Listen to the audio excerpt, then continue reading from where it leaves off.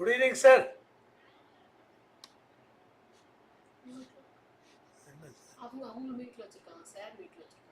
Good afternoon. Good evening. Sir, good evening, sir. Welcome, sir. Good evening, Professor Rekha, ma'am. Good evening, ma'am. Good evening, sir. Good evening, Chandrakant.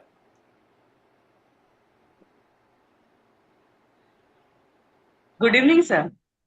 Good evening. Good evening.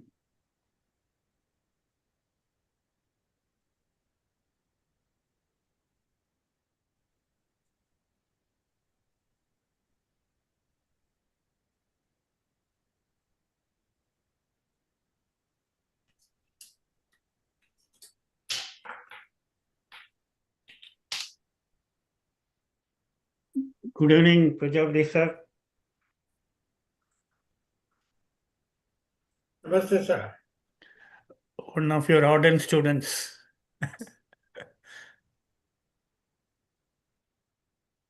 Very good evening, sir.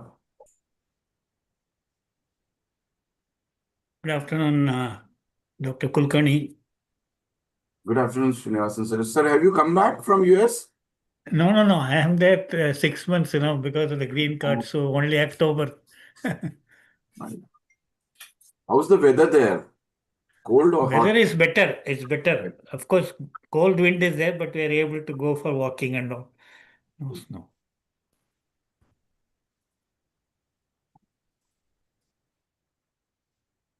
Hi, good evening, sir. Good evening, madam. Good Very evening. Good evening, Dr. Ganesh. Good evening, Srinivasan, sir. President-elect, sir. Good evening.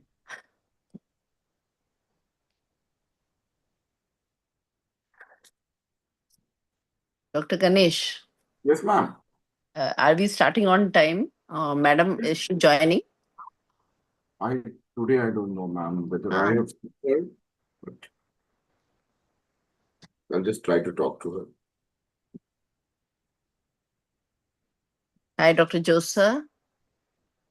Good evening, madam. Good evening, Vijay, madam. Good evening, sir. Good evening, Balavadiji, sir. Ganesh ji, good evening. Yes, good evening. Good evening to everybody. Nice to see all of you. Yeah. And now we have Dr. Rekha and Dr. Chandrak with us. So, yeah. Good evening, ma'am. Hi, good evening.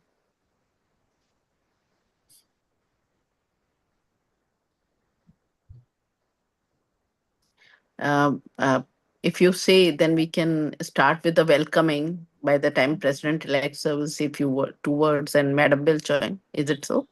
I think presenter can stop sharing for a while. Just one word for this thing. Yeah, please. With permission of sir and with permission ma'am. of Dr. Ganesh. Yes, ma'am. It is my honor to have you. The only thing is again. Good evening, Ganesh ji. Very good evening, sir. Very good evening, sir. Richa, ma'am.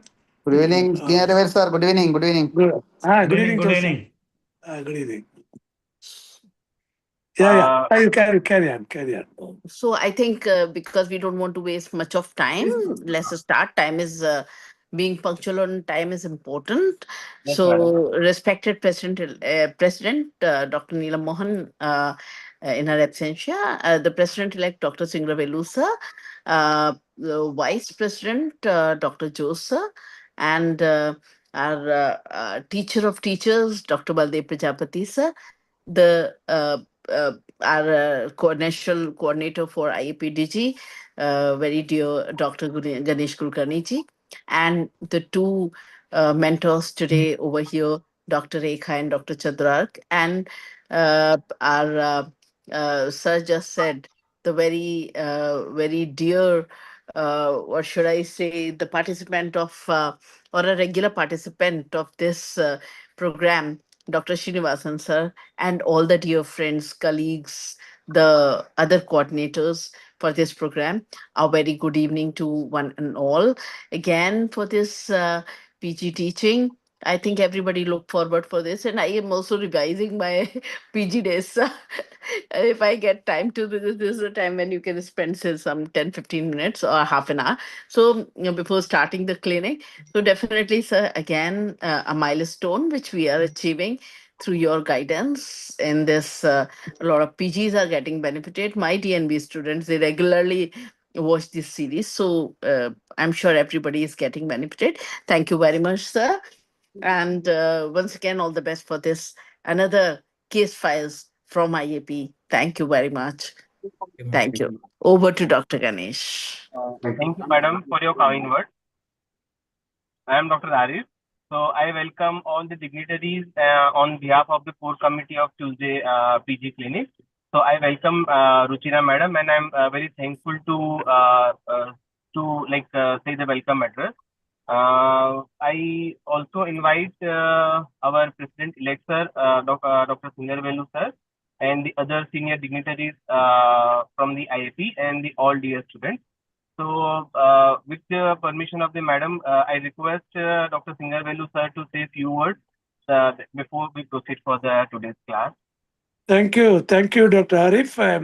Respected HSG, Ruchira, Ganesh, and program convener, our teacher of teachers, teacher of teachers, Dr. Prajapati sir, and today mentors Dr. Rekha ma'am and Chandragas, and all the team members. Without wasting much time, we should give more priority to science since it's an ongoing program. Definitely, it will be very beneficial to all our postgraduate, as Richard has said, not only postgraduate, the young practitioners, others also can learn a lot. So wish you all a happy learning. Thank you. Wish you all the best. Over to Arif. Thank you, Arif. With this, I'll invite Dr. Purvi to welcome our national convener, Dr. Baldev Prajapati sir, and our mentor and our guide of that mentor, Dr. Rekha madam. So I invite Dr. Purvi to welcome them.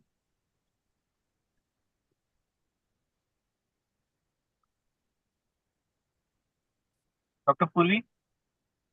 Okay, without not wasting much time, I invite Dr. Baldev Prajapati sir. He is our mentor for all clinics, and because of his nice teaching, we'll be able to reach pan-Indian, and we are just going with the different states. So I welcome Dr. Baldev Prajapati sir. I also welcome for the today's clinical case presentation. This is the case presentation is done from the Gujarat Adani Institute of Medical Science, Bhuj. Dr. Chandrak Oza is going to present the case. I welcome Dr. Chandrak, and I also welcome his mentor, Dr. Rekha. She is a professor and head at Gujarat Adani Institute of Medical Science. So I welcome both of you. And it is honor that we have this time the Bhuj team with us for presenting the case. So without wasting much time, I just hand over this stage to the Dr. Baldev Prajapati sir for the proceedings. If you allow a line to be said, Arif, if I may, it would be really great to talk about Dr. Baldev Prajapati sir. It's a sacred story Definitely. Dr. Ganesh, please, I think I was going to make the request to all the office bearers that please don't say any, I will say a single word for me. I think when we are talking, everybody will come to know. Because I want to save the time, and probably that formality may not require, because every time, sometimes probably I will make identity while we are talking. So please, I think my introduction is over. Any formality or true teacher? Yeah. Now this is what a true teacher is speaking. The true teacher is. Over to you, sir. Oh, thank you. Anyway, good evening, friends. Thank you, all of you, for your even gracious presence and kind words, all the office bearers, and even I will say senior teachers, even the faculties, and even the, I will say, whole team who is managing this, I will say, platform for our case discussion. straight away, let me go for the presentation, and I request Dr. Chandra, who is the presenter for today, to share his PPT and start the history part. And Chandrak, I hope that some of your friends must be on the screen. Are they? Yes, sir. Yes, sir. So kindly, can you identify them so that I can address them when we are talking, interacting? Anyway, I think when we start the discussion, you can do that Okay, sir. job. Just you can start the history. Hello, everyone. I am Dr. Chandrar Koza. I am third year resident at Gujarat Adani Institute of Medical Sciences, Bhuj. Chandrak, your PPT slide is not seen properly. Okay, sir. Yeah, and can you make it full screen? Yes, sir.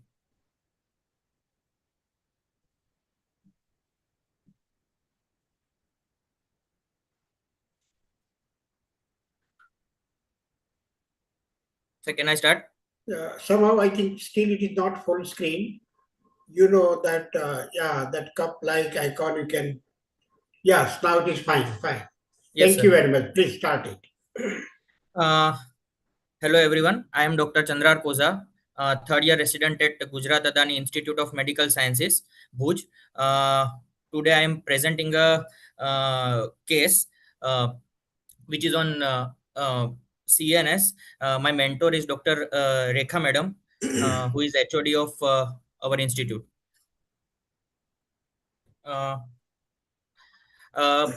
Informant being mother says that 15-month-old male child named XYZ, Hindu by religion, born out of non-consanguineous marriage, residing at Mundra, came to emergency of Gujarat Adani Institute of Medical Sciences Hospital on 24th February 2026 at 4 p.m. referred from Sub-District Hospital Mundra.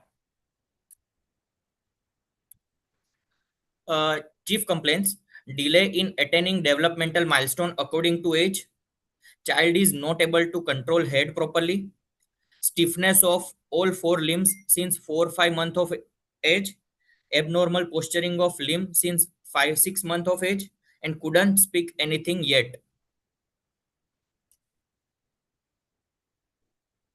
History of presenting illness: the parents noticed developmental concerns since infancy. The child failed to attain age-appropriate motor milestones. Neck holding was not achieved by 4 months of age, and the child did not roll over at 6 months of age. At present, 15 months of age, the child is unable to sit without support, does not crawl, and cannot stand even without with assistance. There has been delayed in fine motor development also, with persistent fisting of hand is noted beyond 4-5 months of age. Poor voluntary grasp of objects. The child does not transfer object between two hands. Language development is also delayed. The child is not able to speak any meaningful word and just cooing. However, social smile is present and respond to appropriately to audible stimuli in addition to developmental delay. The mother noticed stiffness of all four limbs, approximately 4-5 months of his age. The limbs feel tight while handling. The lower limbs are frequently held in adducted posture and observed when child is lifted upright position is crossing of legs. The upper limbs are maintained in flex posture with persistent fisting of hand. The child also has feeding difficulty in form of prolonged feeding time and occasional choking episodes, along with drooling of saliva. There is no history suggestive of visual impairment or hearing deficit. Importantly, there is no history of regression of milestones, loss of previously acquired skills. No history of trauma to head and spine, no history of fever, headache, altered sensorium, no history of contact with tuberculosis infected person. Chandra, can you stop sharing for a while? Yes, sir. I think whatever information is there, let us try to understand. Yeah. I think now you can help me to identify your colleagues so that we can make it live session. And they can help you. Sir, yes, sir. Sir, my colleagues are Dr. Brijesh, Dr. Richa Gupta, Dr. Yashvi Brijesh, Shah, 1 minute. Dr. Brijesh, Dr. Richa, Dr. Raju Garchar, Dr. Dr. Yashvi Raju. Shah. Fine. Yes, sir. Okay. I Dr. think Jayant Labana. Jayant, yes. Oh, yes, sir. What is my request to all these students that please participate in the discussion. Don't hesitate. On the contrary, by live discussion, all of us can learn. And don't hesitate that it may be right or wrong. Anyway, I think first let us focus whatever Chandrak has talked to us. He said here is a 15 months old child and brought to their institution with this complaint, but the main complaint was what mother said. I think before I go for that, let me, exam point of view, draw the attention of some of the students, because that mistake we should not do in the exam, and don't give the opportunity to examiner for that clarification and wasting your time. In adductor posture or something is medical terminology, better to avoid in the history, because mother is providing the information. So describe in the words of mother. Probably for suppose adductor posture, you said, mother might be speaking that keeping the legs crossed or scissoring, right? That may be her complaint. Of course, you understand that this is probably due to the adductor problem. That's right. So that's very important that as far as possible, better not to use this terminology unnecessary. Some examiner will ask you and your time will be wasted. And very focused over here. Second thing, when you are describing the development, Dr. Chandra, once you say that the child is not able to sit, I think there is no question of crawling or standing. Yes, sir. Right. Because already that milestone is not attained. I will say progressive milestone we are not expecting. So because that gives the, I will say, assessment of the candidate.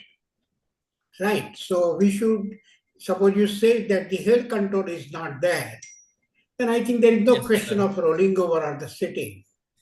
Right. Yes, sir.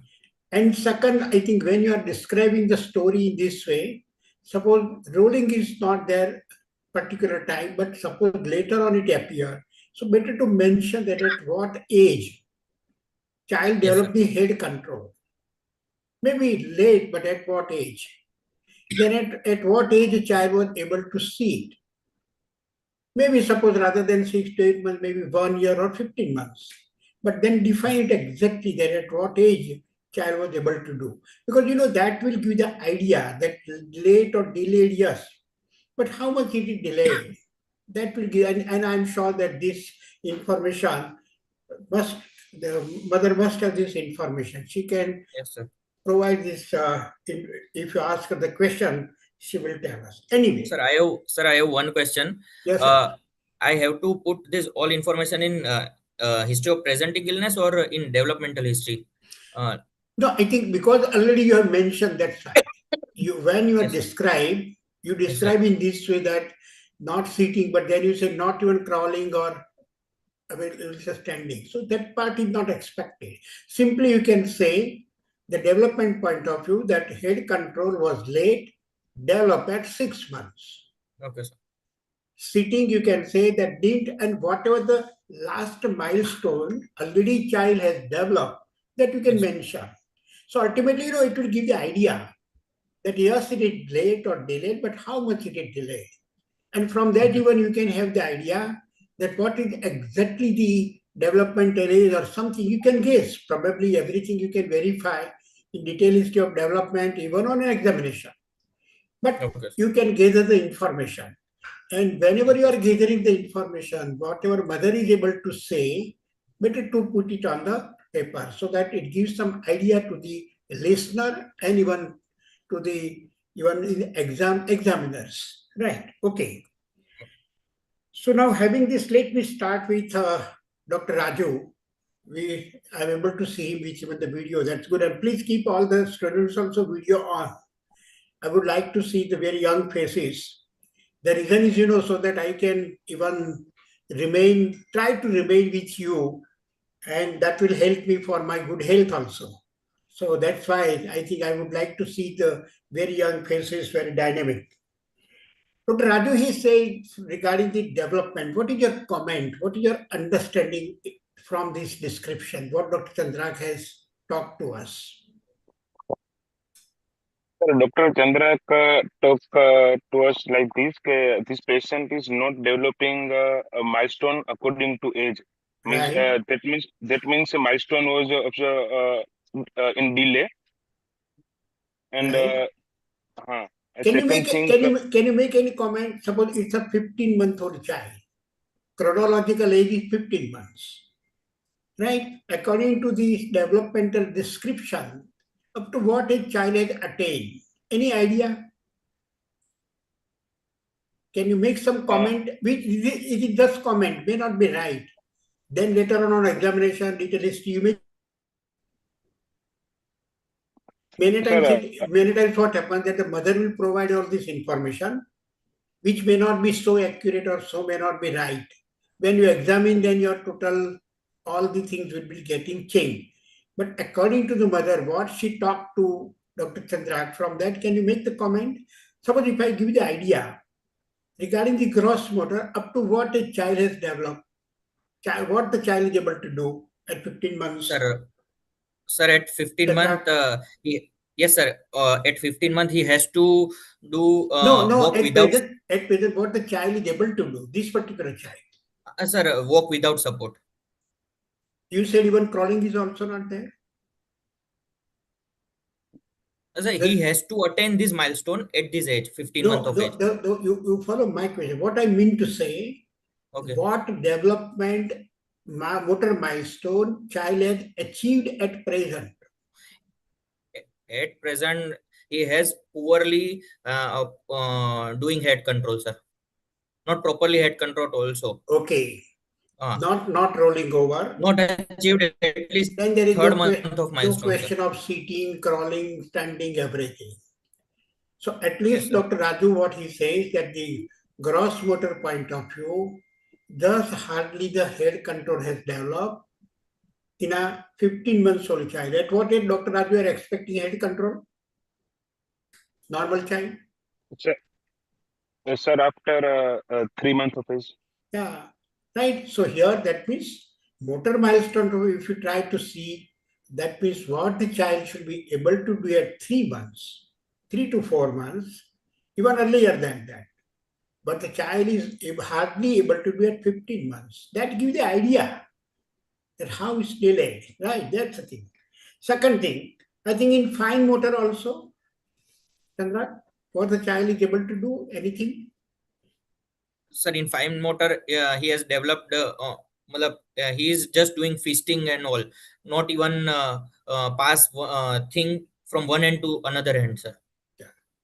I think fisting is a good sign or bad sign in this patient? No, sir, bad sign. Yeah, fisting must be less than 3rd month. Fisting will be present in the newborn.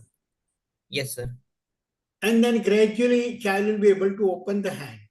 Here still not able to open the hand. That gives the idea that it's too even delayed. Regarding speech, you mentioned something, I think. Yes, sir. What did you mention? Just able to do in the speech, sir, just cooing. Right. And cooing will be present, Brijesh, at what age in a normal child?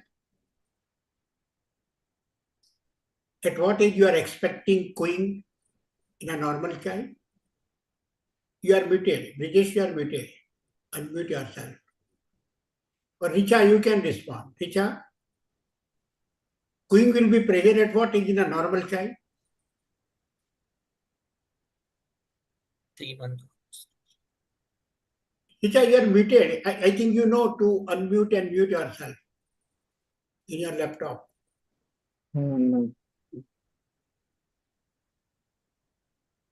Hello. Yeah, yes, Brijesh, you can. The swing will be achieved at around 2 to 3 months. 3 months. Yeah, right. So now if you just gather the information, probably gross motor, fine motor, speech, and then whether social smile is there, Chandra? Yes, sir. Social smile is there. Okay. Yes, sir. Anything else beyond that in social? Yes, sir. He just identify his familiar faces, Okay. sir, I like his think father and his mother. that will be present at what age in a normal child? Mother regard is, sir, at 6 months of age. No, but identification of parents, recognition of parents. Identification. Yes, sir. 9 to 12 month. Between Is 9 to it? 12, Is it? 12 It months will of be age. so late to identify. They take this much time to identify the parents.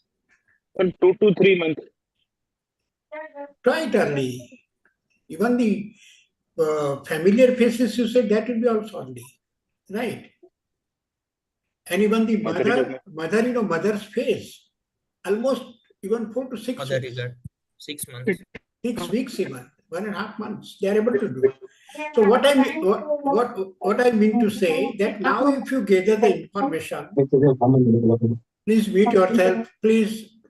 I think, yeah, the host should be able to do. Anyway, what I mean to say, now if you put all the points together just to understand the gross motor, fine motor, speech, and even the personal social, whatever the information we have, if you try to put, yes, it is delayed, but significantly delayed.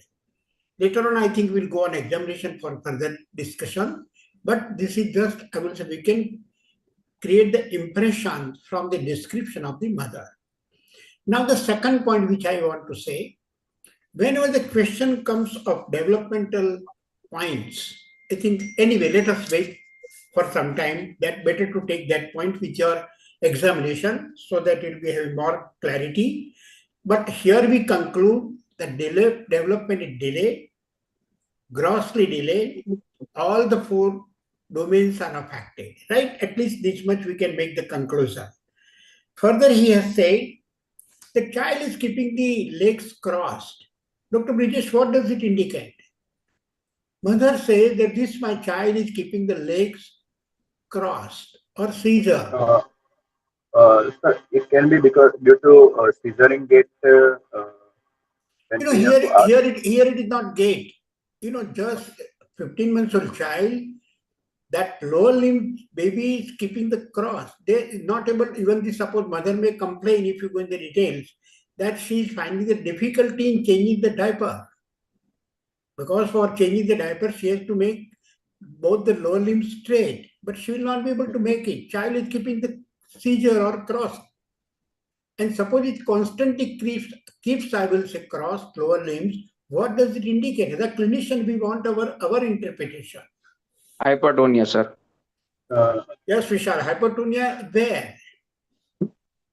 Sir, due to hyper extension of knee and ankle, the hypertonia in the both the lower limb, Right. and due to spasticity. Spasticity, yeah. So Yes, I will come to the conclusion that indicates spasticity. Spasticity. But is there any specific variety of spasticity from this description? As a clinician, we not just passively listen.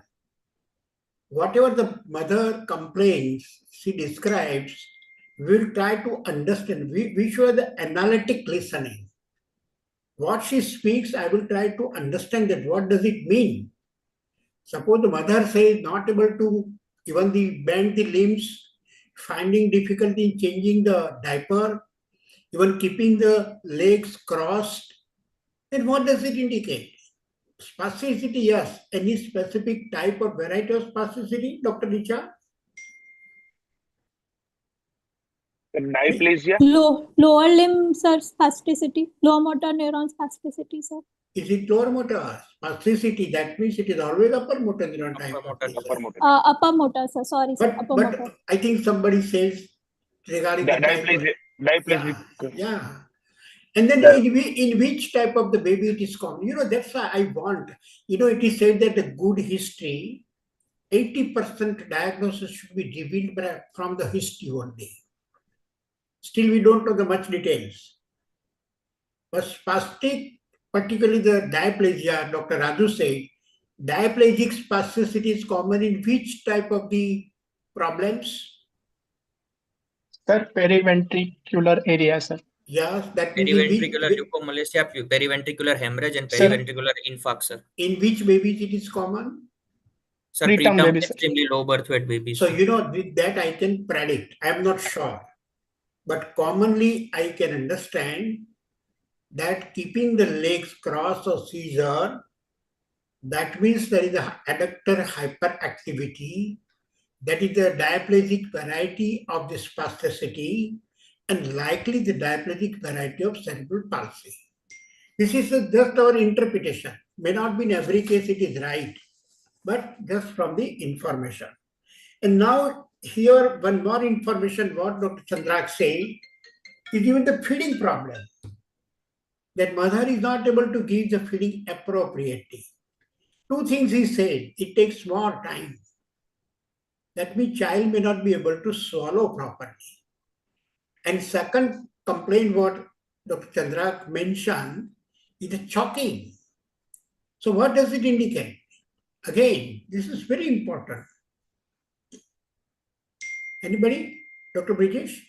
Sir, pharyngeal muscle palsy and difficulty to swallowing and poor gag reflex. Sir. Again, we understand that it is a spasticity of the muscles as a whole. As legs are spastic, probably other muscles are also spastic, esophageal and internal. That's why the feeding difficulty. Third, further, what he said, drooling of saliva. Jank, what do you mean by the drooling of saliva and what does it indicate? In such a baby, Sir, ninth cranial nerves are involvement. Okay. You know, what is my idea? We want to be the good clinician. We will not jump for the interpretation. And it's very difficult for any person. Drooling of saliva, suppose even in the OPD, if you are sitting, Dr. Brijesh, child is brought just for minor complaint of fever, cough, cold, that is upper respiratory viral infection. Not significant illness. Otherwise, child is normal. Child is about 1 month or 15 months, suppose of this age group child. Child is normal otherwise. But mother complains of drooling of saliva because she is concerned. What will be your explanation? So is there any history of previous complaint or? Nothing. No complaint. This is just viral upper respiratory infection, fever, cough, cold. And even on follow-up, mother may come to, suppose follow-up, she made the complaint that now child is fine, there is no fever, cough, cold, nothing is there. But sir, last time I forgot to tell you that there is drooling of this my child. And how will you explain her? How will you try to interpret it? What further investigations or something you will think? And once you ask in details, no sir, otherwise my child is fine. Development is totally normal. Even feeding is totally normal. Nutrition is good. Growth and development, if you see the growth on the contrary growth chart, very fine. So no point is indicating anything, but the only mother complains of drooling. But in some patient, in some children, drooling may be physiological. Very that may good. be normal. Maybe the physiological. So my next question is, up to what age it can be physiological? Up to what age? Sir, up to 9 months. Okay. Richa is trying to guess. Good idea. Anybody else want to guess? Rikesh? Some reasonable time you can give? If it is not 9 months. Around 9 to 1 year, 9 months to 1 year. Okay. Still one more concession. Anyway, just to answer you, please remember some children may have this drooling physiologically without any problem, even up to the age of 1.5 to even 2 years. But suppose any child comes even beyond that age, then consider that. Let me see whether is there any problem or not. You should check it. Up to 2 years, drooling may be normal. In a normal child, I'm talking of. Abnormal child, we should not consider normal. Now coming back to our patient. Our child is not normal. And now complain of drooling. So what does it indicate? What type of the problem can be there? Richa? Sir, due to Sir, whether we check it's bilateral or unilateral drooling, Okay. then we have to rule out about upper motor neuron lesions was there or not, if any facial nerve palsy was there or not, Bell's palsy like symptom or not was there or not. I will say anything. Please remember your physiology and anatomy. We were taught very nicely. I remember even the first MBBS physiology also. You must have heard the bulbar palsy and pseudobulbar palsy. Right. What happens bulbar palsy? What bulbar palsy means? Where is the problem? Anatomically? Brainstem. Bulb name is derived from what? If you remember even this much in the anatomy they were taught in. Yeah. Dr. Hadish has put in. Medulla is like bulb. In medulla oblongata we call it a bulb. That means here the involvement is of medulla oblongata. And where are the low, I will say centers of 9th, 10th, 11th, 12th one? Sir, medulla oblongata. Yeah. Medulla oblongata. That means the centers are affected. And if the centers are affected, upper motor neuron type and lower motor neuron type. If lower motor, we say bulbar palsy. It's a bulbar palsy. If upper motor neuron type, it is a pseudobulbar palsy. And both the things, situations will be different, regions will be different. But one point, if I make the conclusion simple, that drooling of saliva indicates bulbar palsy. Right? Yes. That is the thing. That is the involvement. Now, if you put all the points together, the delayed development, motor part particularly is affected in the form of seizuring, there is feeding difficulty, there is even the drooling, even not speaking. And therefore, in one line, if you have to answer, we can say there is the gross delayed development. Still, if you want to add one adjective, it is a global delayed development. Yes, sir. So it's a gross global delayed development, which even the likely the spastic, diplegic spastic variety with feeding problem and bulbar palsy. Yes, sir. Very simply from first slide, you can interpret so many things. Yes. And therefore you can make your mind later on that something is wrong with this baby, which is very gross.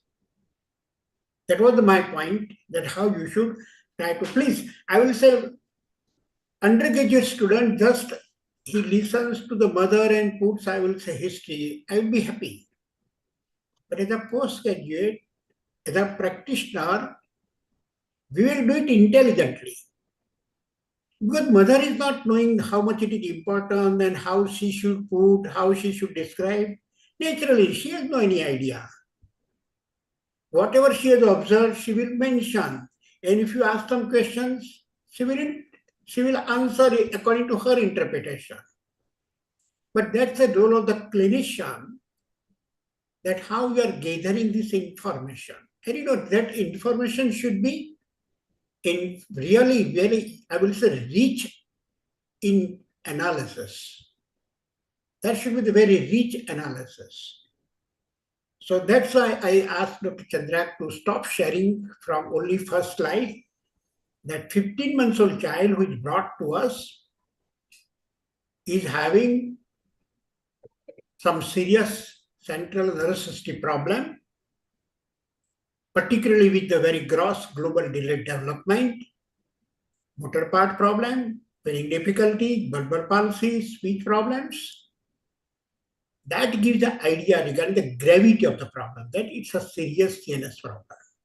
Concern to that, and that's why now my idea, my efforts will be to understand that what problem and likely the which factor or which etiology or pathology has played the role, so that I can try to plan for the further management. Ultimately, our aim of the whole discussion, we can understand the problem, we can manage it efficiently, and can help the child, right? And as you are able to do in a better way, it is going to be the fine. And that's the thing that what, as a clinician, we are supposed to do, right? That is the idea. That's why I want to give all these points to the students also, that why I am going so much details. Sometimes you may feel even bored also, right? But I think purposefully I want to do. So now, Chandrak, you can take the story further. Yes, sir. History part. I am slide sharing now, sir.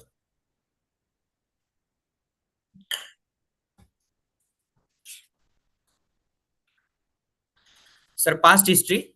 History of seizure since third day of life. It is acute in onset, on and off GTCS type of seizures involving all four limbs, lasting up to 2-3 minutes, controlled by medication, associated with urination, defecation, uprolling of eye, and frothing from mouth during the episode.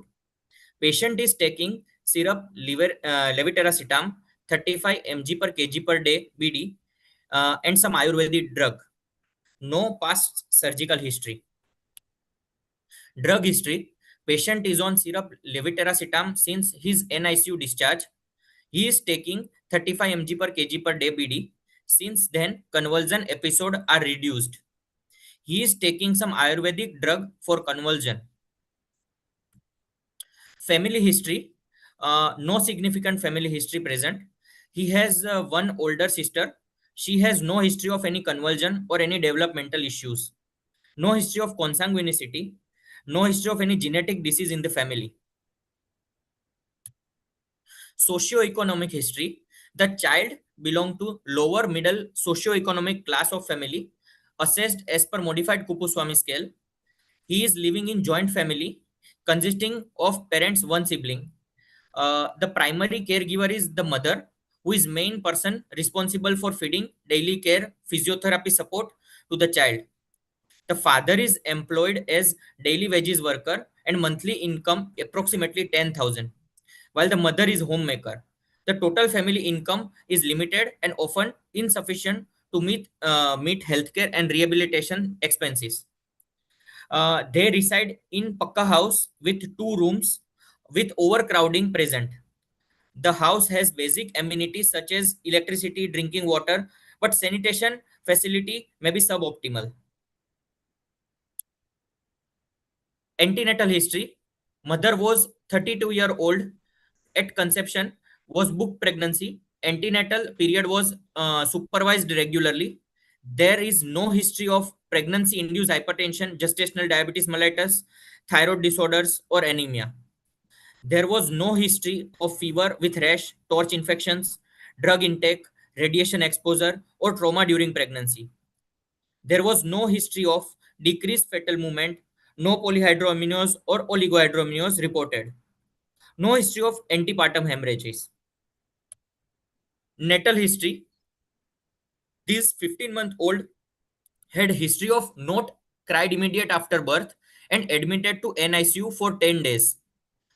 Patient was full term, did not cry immediate after birth, birth by normal vaginal delivery, meconium aspiration syndrome, bag and tube ventilation given at birth, keep on ventilatory support. Patient's birth weight was 2.2 kg at birth. Postnatal history. Patient was on ventilator for 3 days, then on NIV for 3 days, 1 day on CPAP, and then HFNC for 1 day. Then shifted to room air. Birth vaccine dose taken after NICU discharge. Injection vitamin K was given. Feeding was established on day 7 of life as per mother's knowledge. Immunization history. Only birth vaccine dose were given. having incomplete immunization history. Now, sir, developmental history. I would Gross. say, can you stop sharing for a while? Yes, sir. Because Yes, sir. we may forget everything. Yes, sir. So let us, I will start from, you have provided a good information. Let me start with some basic questions, which probably in the exams some of you may face. Whether Dr. Yashvi is there? Yashvi, are you there?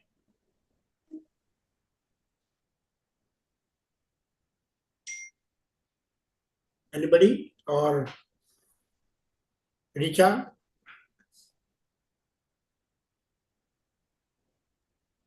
Okay, Dr. Raju is there. Fine.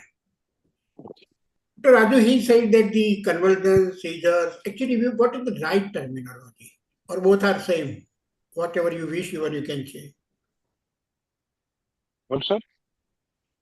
He said convulsions, generalized tonic-clonic. Somebody said that it should be seizures. So is there any difference, or both are same and you can speak whatever you want to say? Sir, mostly in case. Okay. Okay. It's a good thing that multiple people are responding. Yes, Raju, then I will go to others. Sir, maybe the mother can say abnormal body movement was there. No, I think that all right. Mother described. But your interpretation is certainly, you said that it is convulsions or seizures. You said you are presenting, you say seizures. Chandrak said that it is a convulsion. Somebody will say seizures, convulsion. Okay, both are same. Sir, so what is your stand? Sir, Chandrak, you will have to wait. I know that you must have come with good preparation. Sir, both are different. Let me know from Dr. Raju first. What is his understanding? Sir, both are different. Different. Then explain the difference. Sir, any abnormal electrical activity was noted in the brain. How I'm going to measure the electrical activity? Sir, mostly in EEG. Not necessarily. So EEG, only EEG will be able to answer whether it is a seizures or convulsions. Otherwise, you cannot make the comment. Is it so? Brijesh, what is your understanding? Visible movements present, that means it is convulsion, while only electrical activity is present, that means there is a seizure. I think you made it very simple. Very intelligent person. But can you explain it exactly, Chandra? Yes, sir. Seizures is associated with brain content, but convulsion is associated with motor features like involuntary contraction and relaxation of muscles. The convulsion is more about motor part. Seizures is paroxysmal involuntary disturbances brain function, and due to that loss of consciousness, like behavioral defects, then abnormal motor activity, then sensory disturbances are present. So what is in your patient, seizures or convulsions? No, sir. In my patient there is seizure, sir. You said convulsions. In your description you said convulsions. There was no loss of consciousness, sir. There was no loss of consciousness, Chandra? It was during episodes, sir, there is a loss of consciousness.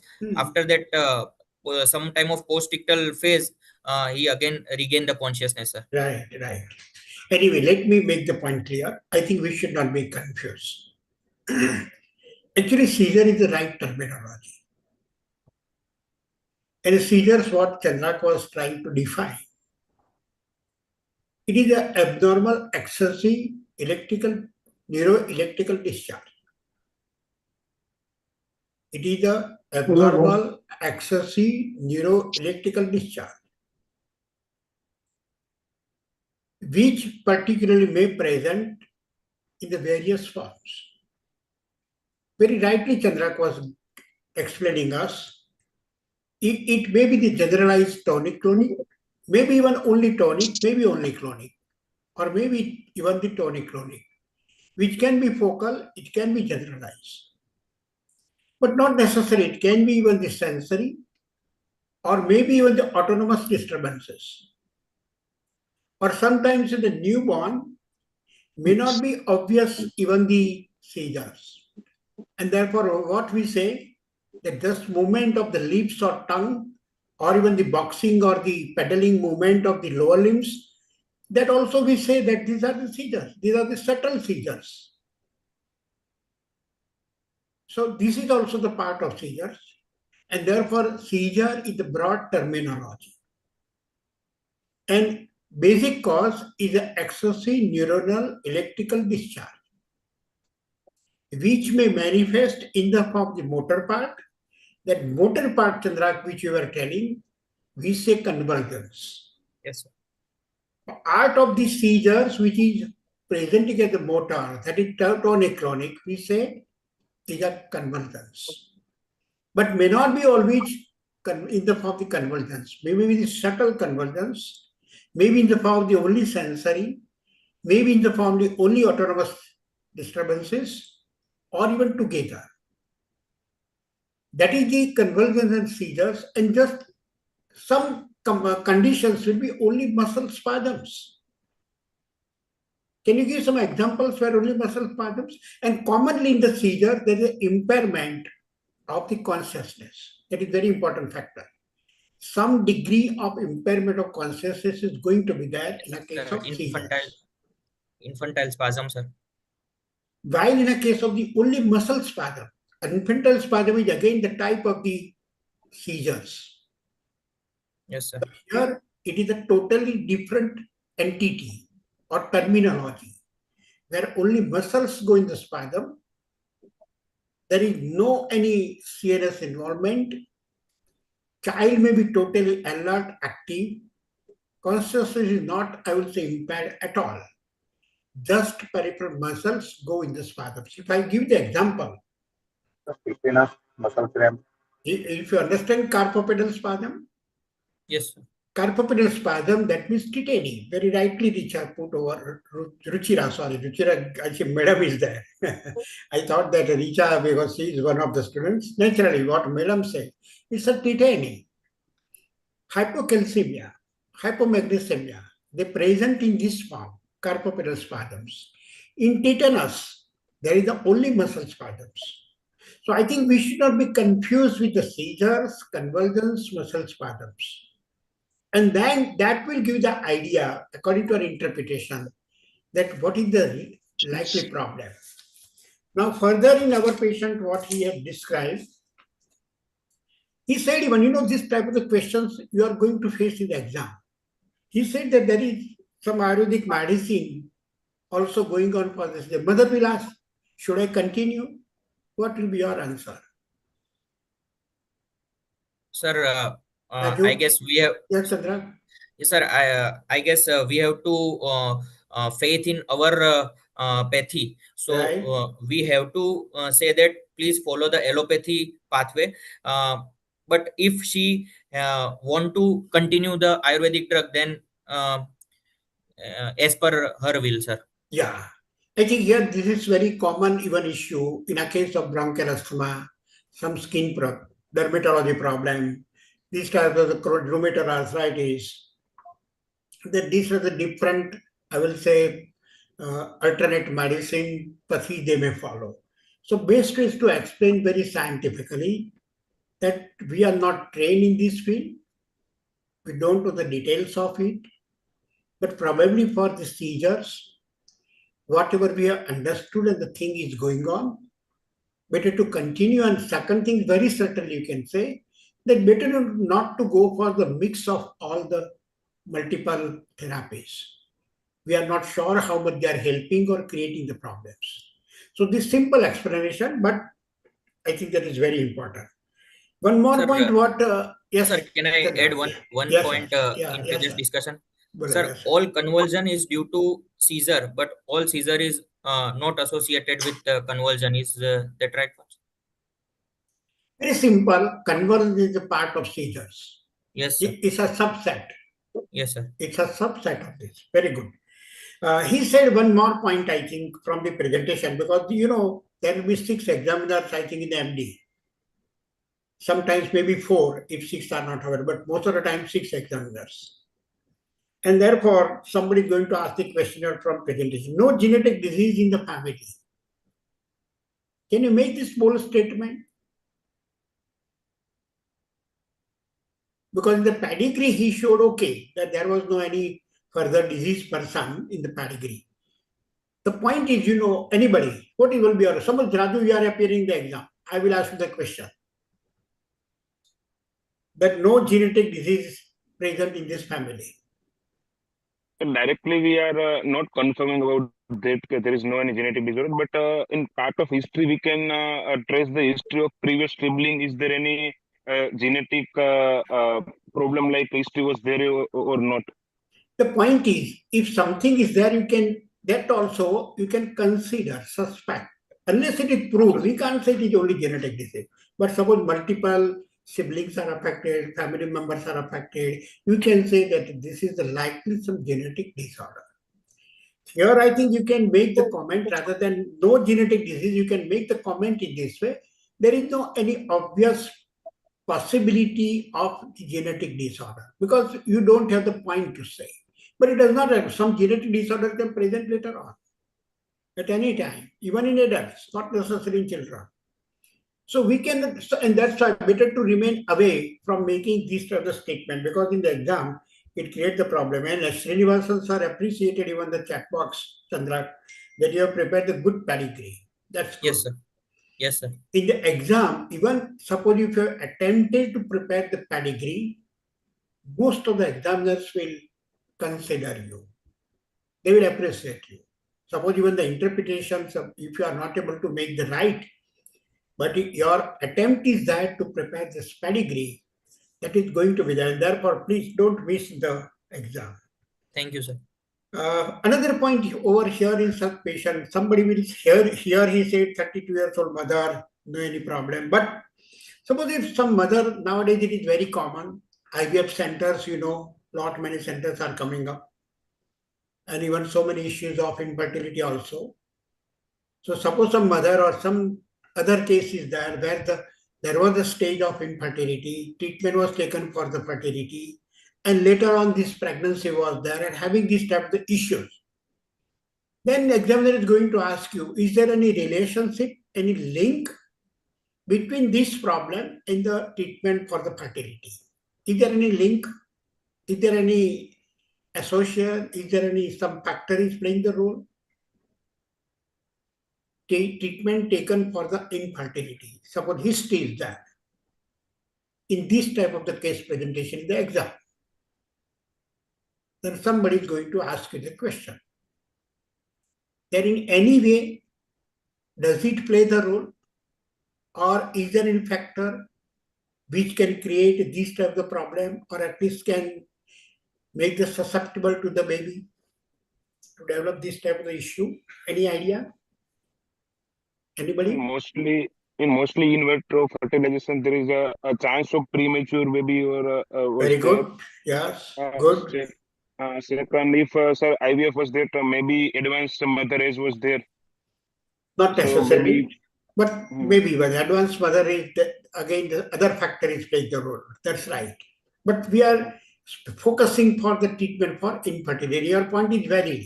Many times this baby may be the preterm. Even multiple pregnancies are known in this type of that maybe the twins.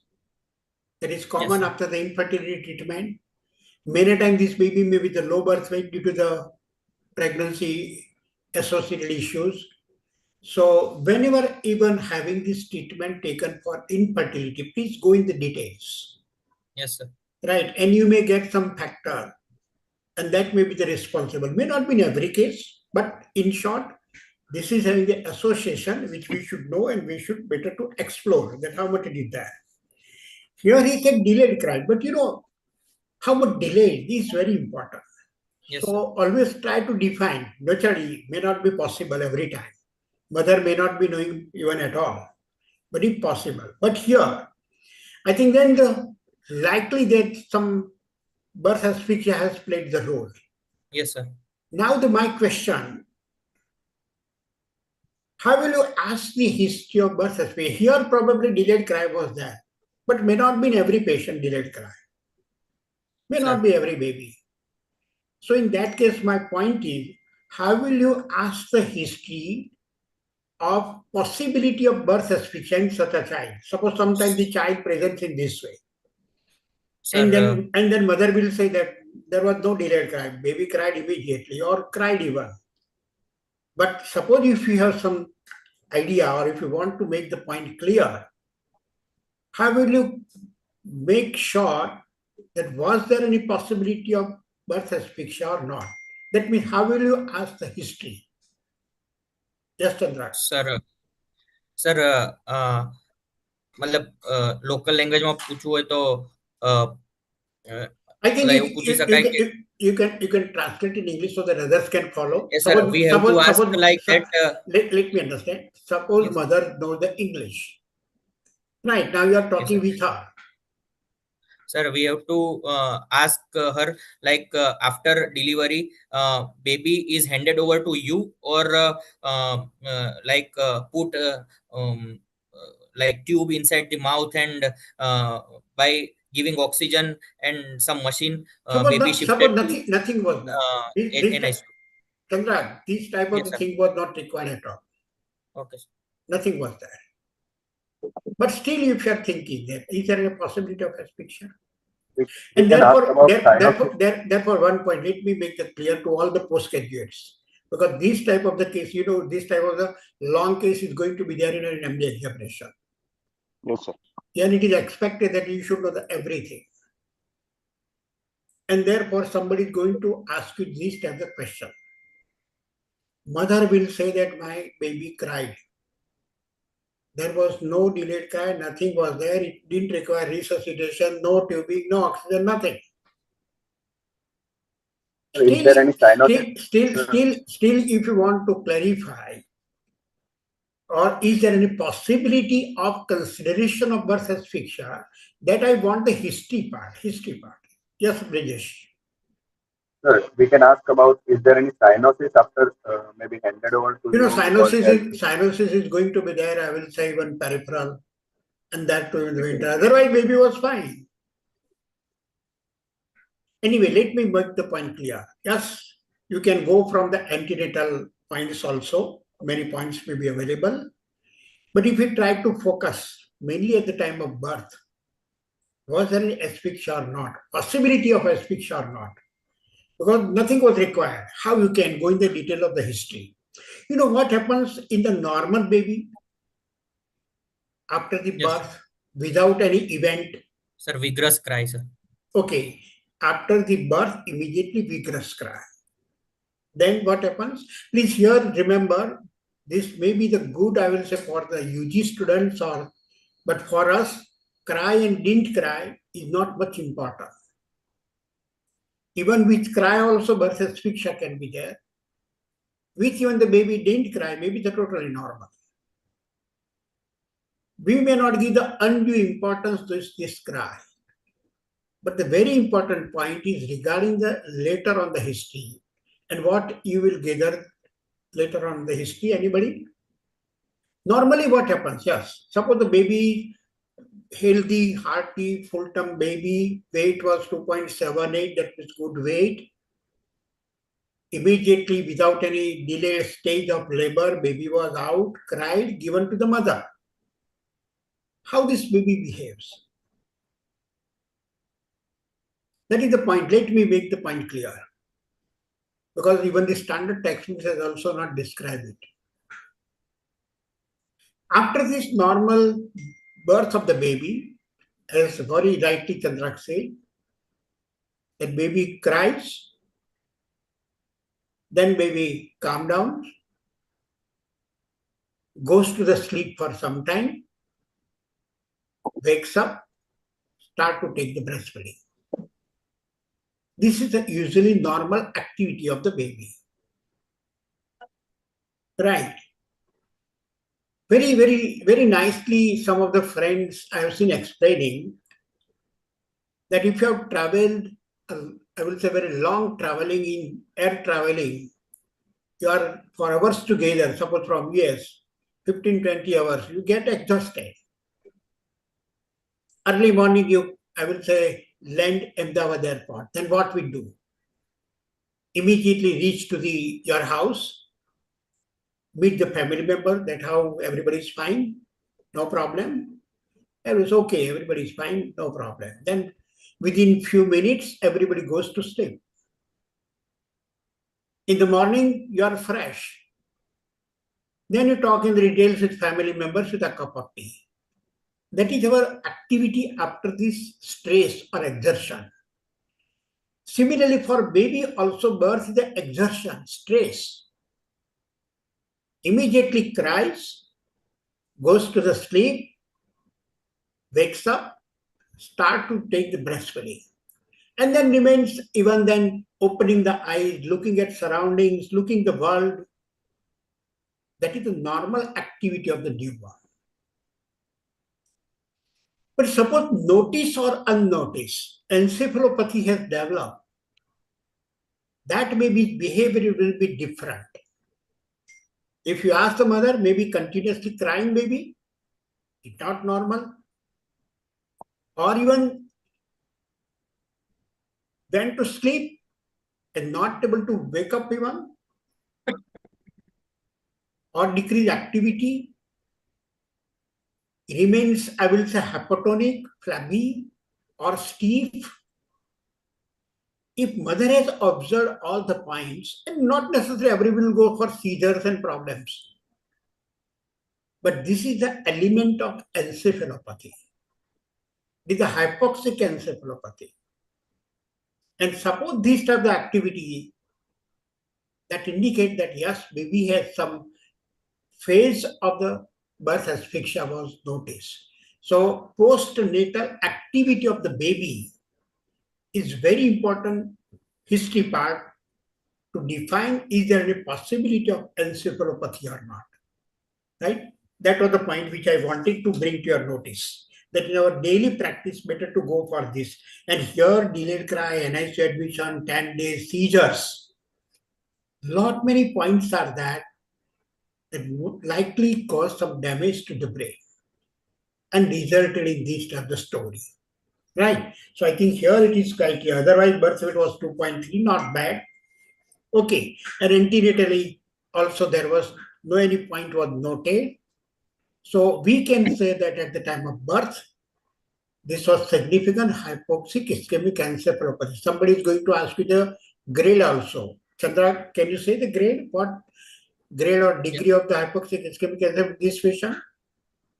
Yes, sir. Grade 3, sir. As per Cernat and Cernat staging, sir. Yeah.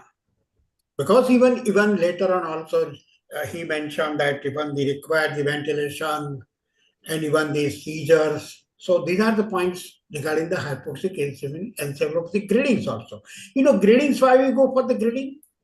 From the grading, I can expect that the extension of the lesion to the brain, likely it must have caused a significant damage to the brain.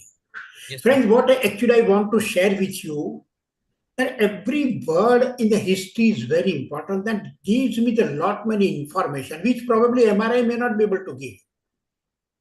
But your analysis will provide a lot many information, and that will help you for further management, right? So I think that's the point. Chandrak, now you can take the rest of the part of the history, you can complete, then we'll go for examination. Yeah. I think in development, you reach to the development. Yes, sir. Yeah. Sir, developmental history. I divided it into 4 slides, sir.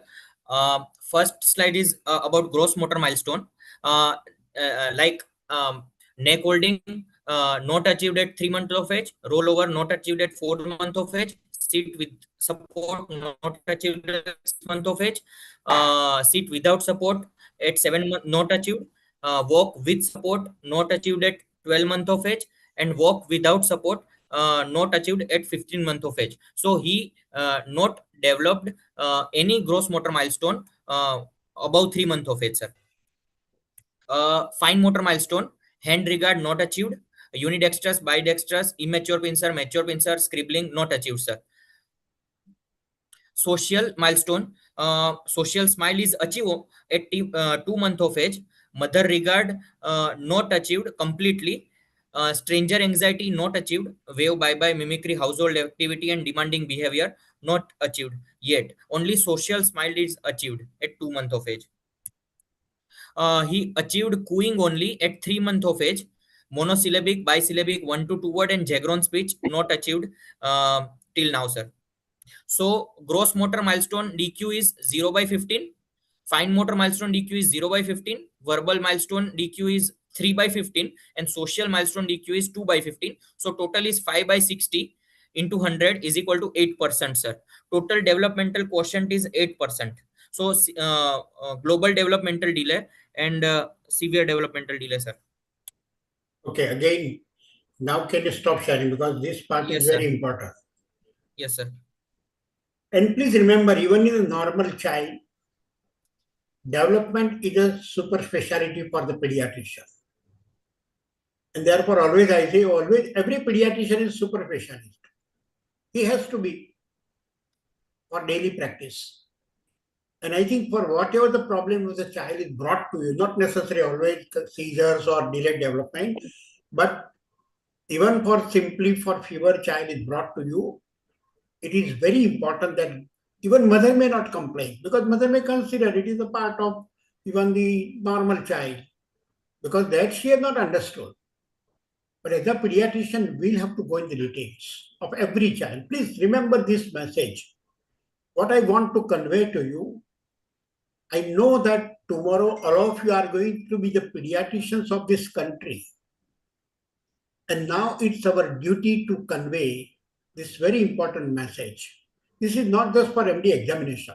Okay, MD examination is one of the milestones for us, so it is important. But ultimately our aim is to learn the subject.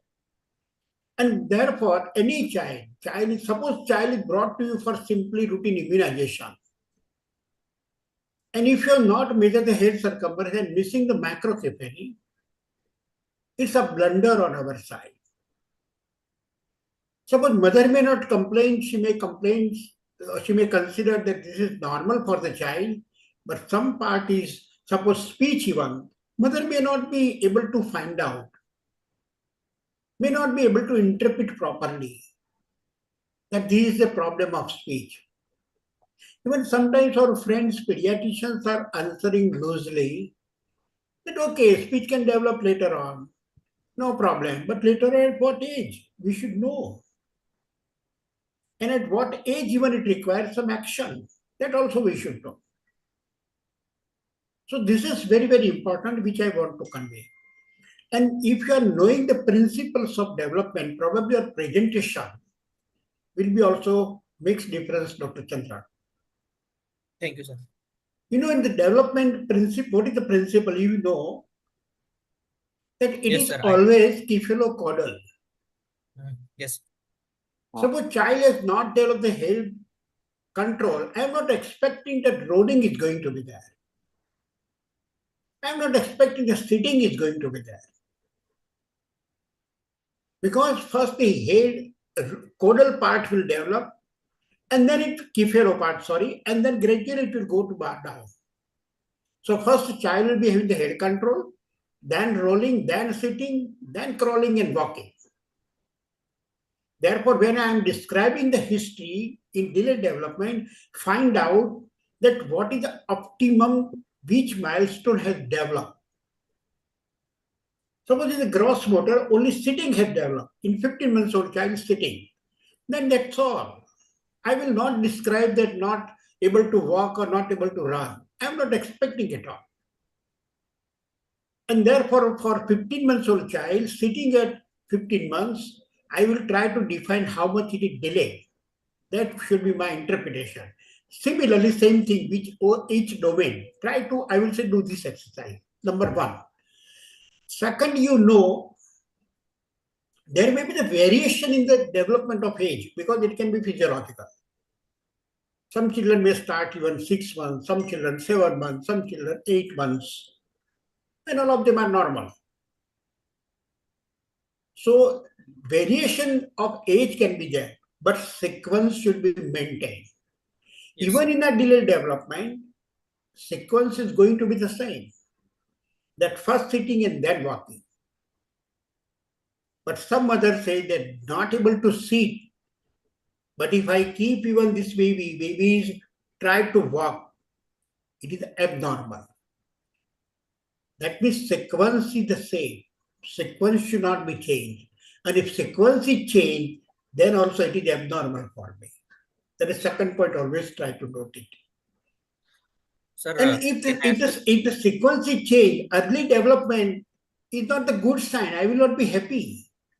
That rolling develop even the early or even the, I will say, walking before this, even the 7-month child is able to do, I will say, or putting the toes on the table is not normal. That means it is an early sign of cerebral palsy. So sequence is changed, then also it is not normal. So always try to, I will say, from the description of the mother and whatever the other questions you ask, define exactly, number one, development is normal or abnormal. First define. Sometimes apparently what mother complains may be the physiological.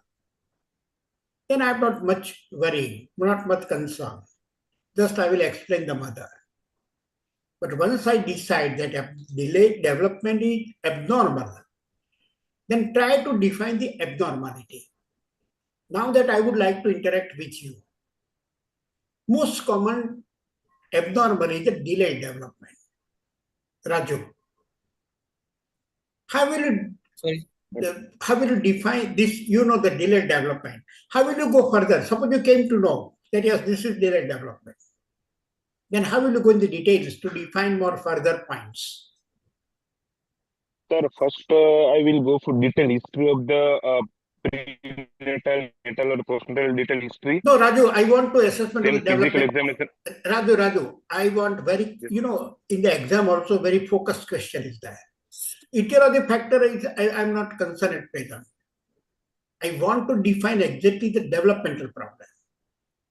I decided it is abnormal. I decided it is a delayed development. Now in the delayed development, what further you will try to go in the details? Sir, screening test, I will do screening test, developmental screening test. No, Sir, screening test. No test over here at present. That's why I'm telling you, I am only the clinician in the history. Sir, can I answer? Yes, yes. Sir, we have to see domain-wise red flag sign, sir. If the red flag signs is crossed, then it is sensitive topic for us. But if red flag signs are not achieved yet, then we can improve on. Can you give some example of red flag so that I can understand? Yes, sir.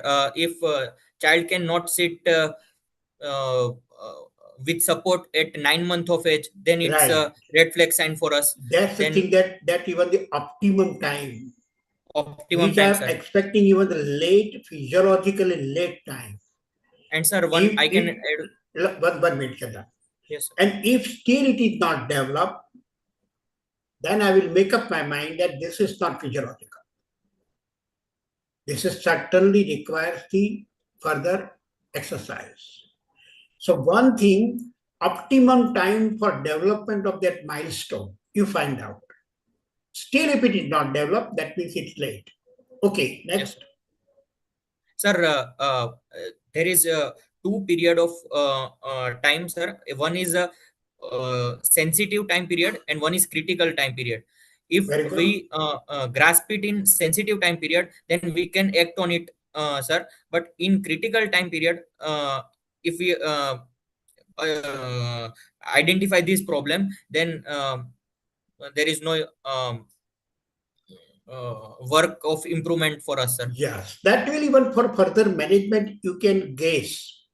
Yes, sir. Suppose during the sensitivity, that means whatever you go for these actions, treatment part, that probably may work very nicely and may help the patient. But once it has crossed the critical time, you are not expecting much improvement. That also you should try to define before that. But I think all the things, it's a good thing that you may go in the details later on, but before that, always try to define that which particular domains are affected. That is very important. If more than 2 domains, you say global delayed development. But suppose selectively one particular. Suppose Raju, if I ask you the direct question, I think others are also, just keep your videos on, Brijesh, Richa, why they disappear, please. Raju, suppose one child is brought to me,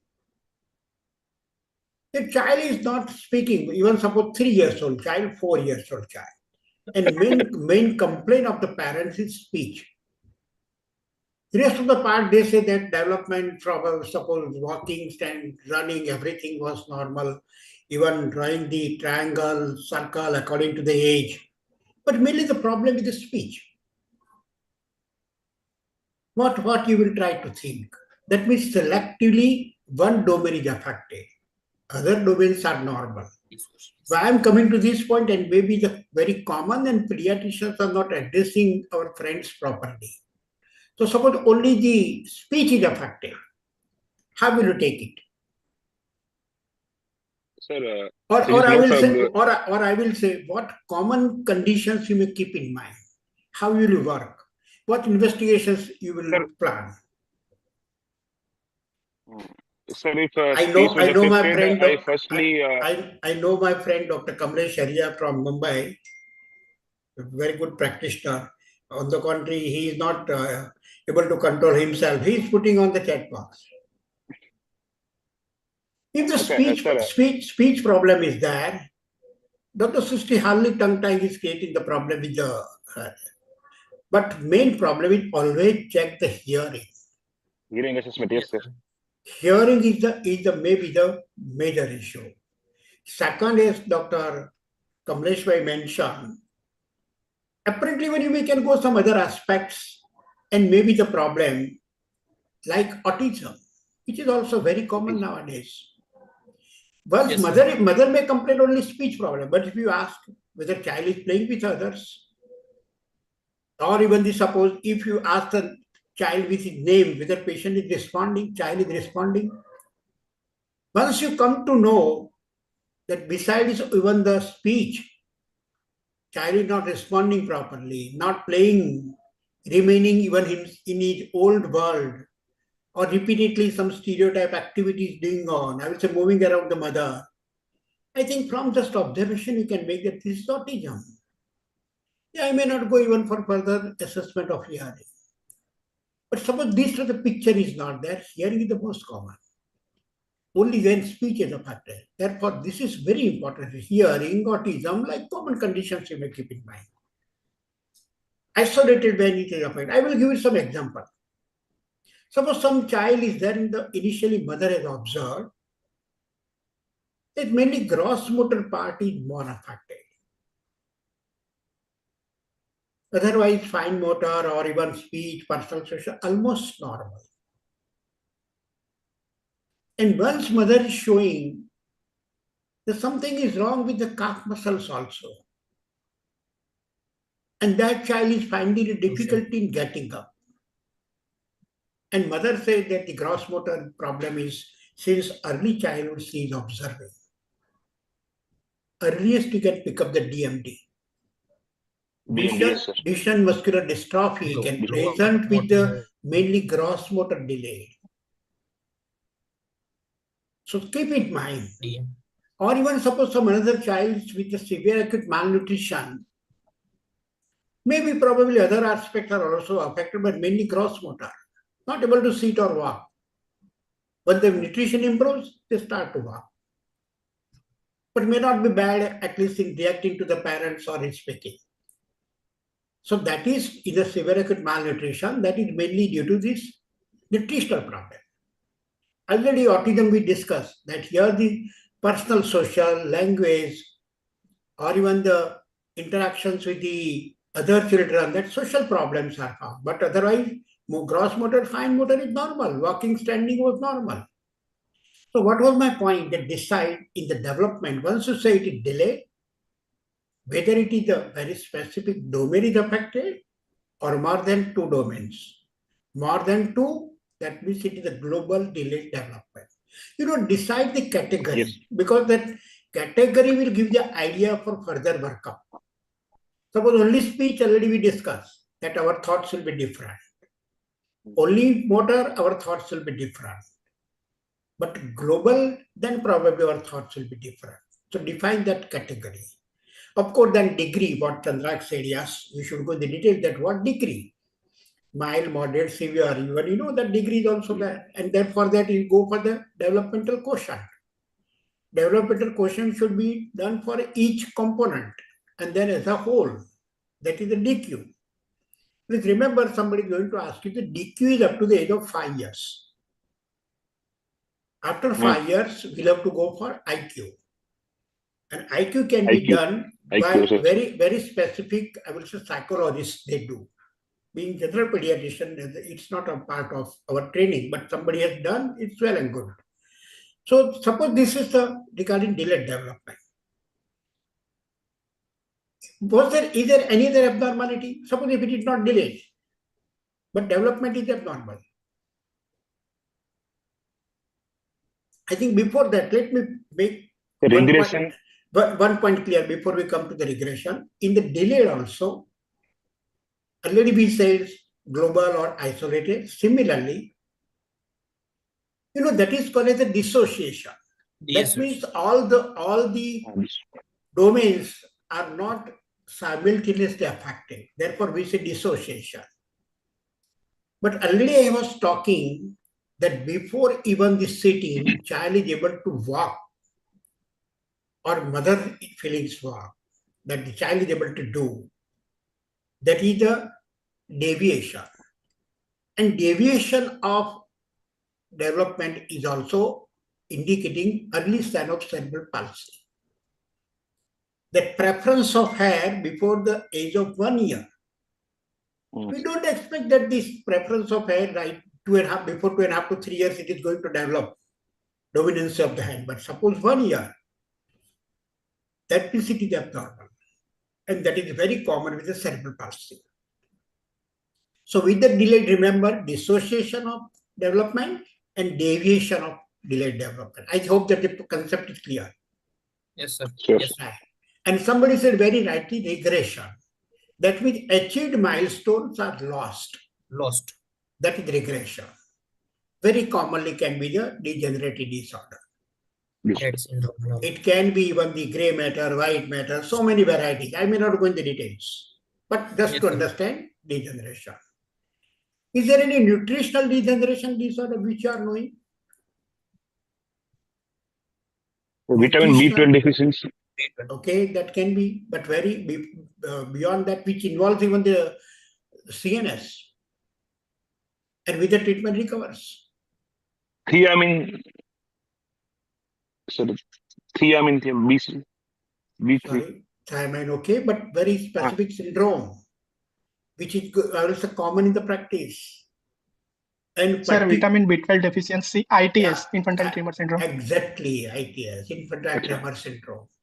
And in our country, sometimes exclusively continuous breastfeeding beyond sometimes 2 to 3 years, or even the complementary feeds not started appropriately, they develop anemia, tremor, pigmentation, and there is a regression.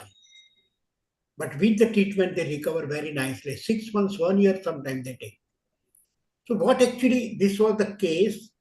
I think ultimately diagnosis is not important, but our learning is important, that development, how we should do. And I'm sure that with the clarity, probably your examination performance should be the good. And naturally, ultimately performance in the practice should be good. Good pediatrician, good clinician, right? Yes, sir. Anyway, so I think rest of the things you can read, because it's we'll have to keep the time limit also for us. So now, Chandrak, you can, anything in the history you have? Yes, sir. Okay. Present.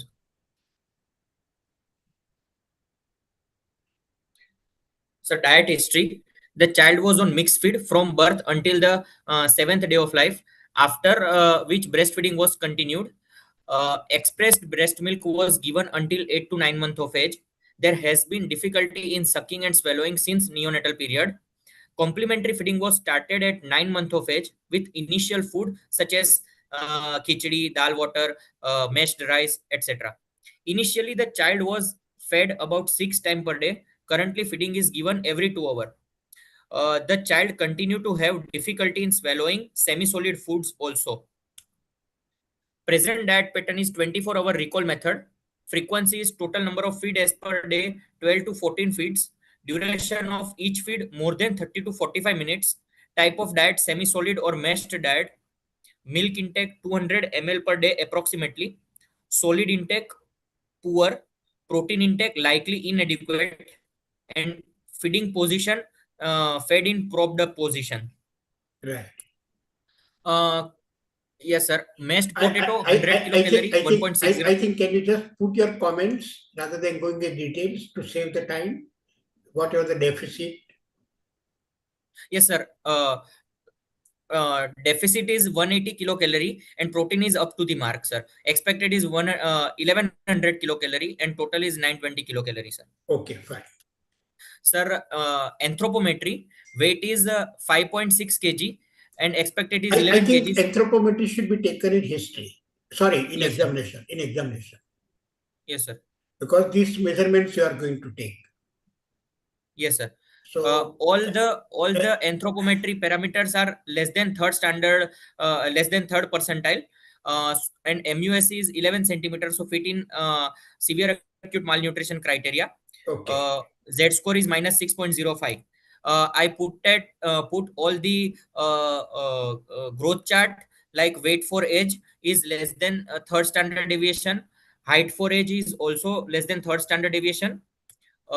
Head circumference is 37.5 at this age is less than third standard deviation, and weight for length is also less than third standard deviation, sir. Right. The microcephaly image is there, sir. Yeah, it is obviously there. Yes, sir. Anyway, I think you know these parts you will. Okay, now we can stop sharing. Yes, you can sir. stop sharing. Please remember, this anthropometric growth chart should be taken in examination. Number one. Second, in the growth chart, whether anything did you find which you would like to make the comment? Anybody? Raju, Brijesh, Jayank, Richa, anybody? What, sir? Because in the growth chart is number one. Never miss the growth chart in the exam. Yes. Even whatever the I will say case it is. Simple upper respiratory viral, then also, or CNS, or even the endocrine, or anything. But growth chart has to be there in pediatric exam. Not Yes, only sir. that, plot appropriately and interpret it properly. Interpretation is very important. Here, did you find any problem, or I will say something is wrong with the plotting, which I want to draw attention of every student? Please, when you are plotting on that particular, we have to. Okay, sir. Yes, Raju. Sir, we have to also plot of birth weight or something was there, which is not put in this chart. Please, whatever you write, I will say reading is there, make it the dot, but don't make it circle. Okay. That just dot, no circling, which were even in the past I was also doing. But later on we realized from these experts that it is not the right way of plotting, number one. Second, so that's very important. I will say just to save the time, I request whether Dr. Arif or Dr. Nehal, is there any program after 8 o'clock so that we can plan? Last time we overshoot it, so we should not overshoot. But if suppose some program is there, please put on the chat box so that we can follow. And according to the time, we'll have to follow. Now, any summary, somebody will put any summary. Please summary, not, we discussed for almost more than almost, I will say 1.5 hours, history part. And it is said that in neurology case, even any case, 80% diagnosis revealed from the history. Examination, now you can expect that what is going to be there on examination. And for this reason, anybody can put the short summary of this case, what we discussed. Anybody? Up Just to to say, up to okay, uh, Raju, please up continue. to this time, we discuss about all the parameter of the growth sign and all the developmental history was there, developmental history. Like patient was not able to sit and all these. There is the developmental global development delay was there. Second issue was the nutrition cause was there. The patient is fitting severe acute malnutrition criteria. Third was the conversion episode was previously there. And lastly, we are seen in these intermobility parameter. This the microcephaly was there. Okay. And sir, added to one thing, significant birth history of hypoxic ischemic encephalopathy. Please, I want to convey to you, that's why I'm asking this question. Summary at the end of history, not the repetition of the same points which we have discussed. Yes.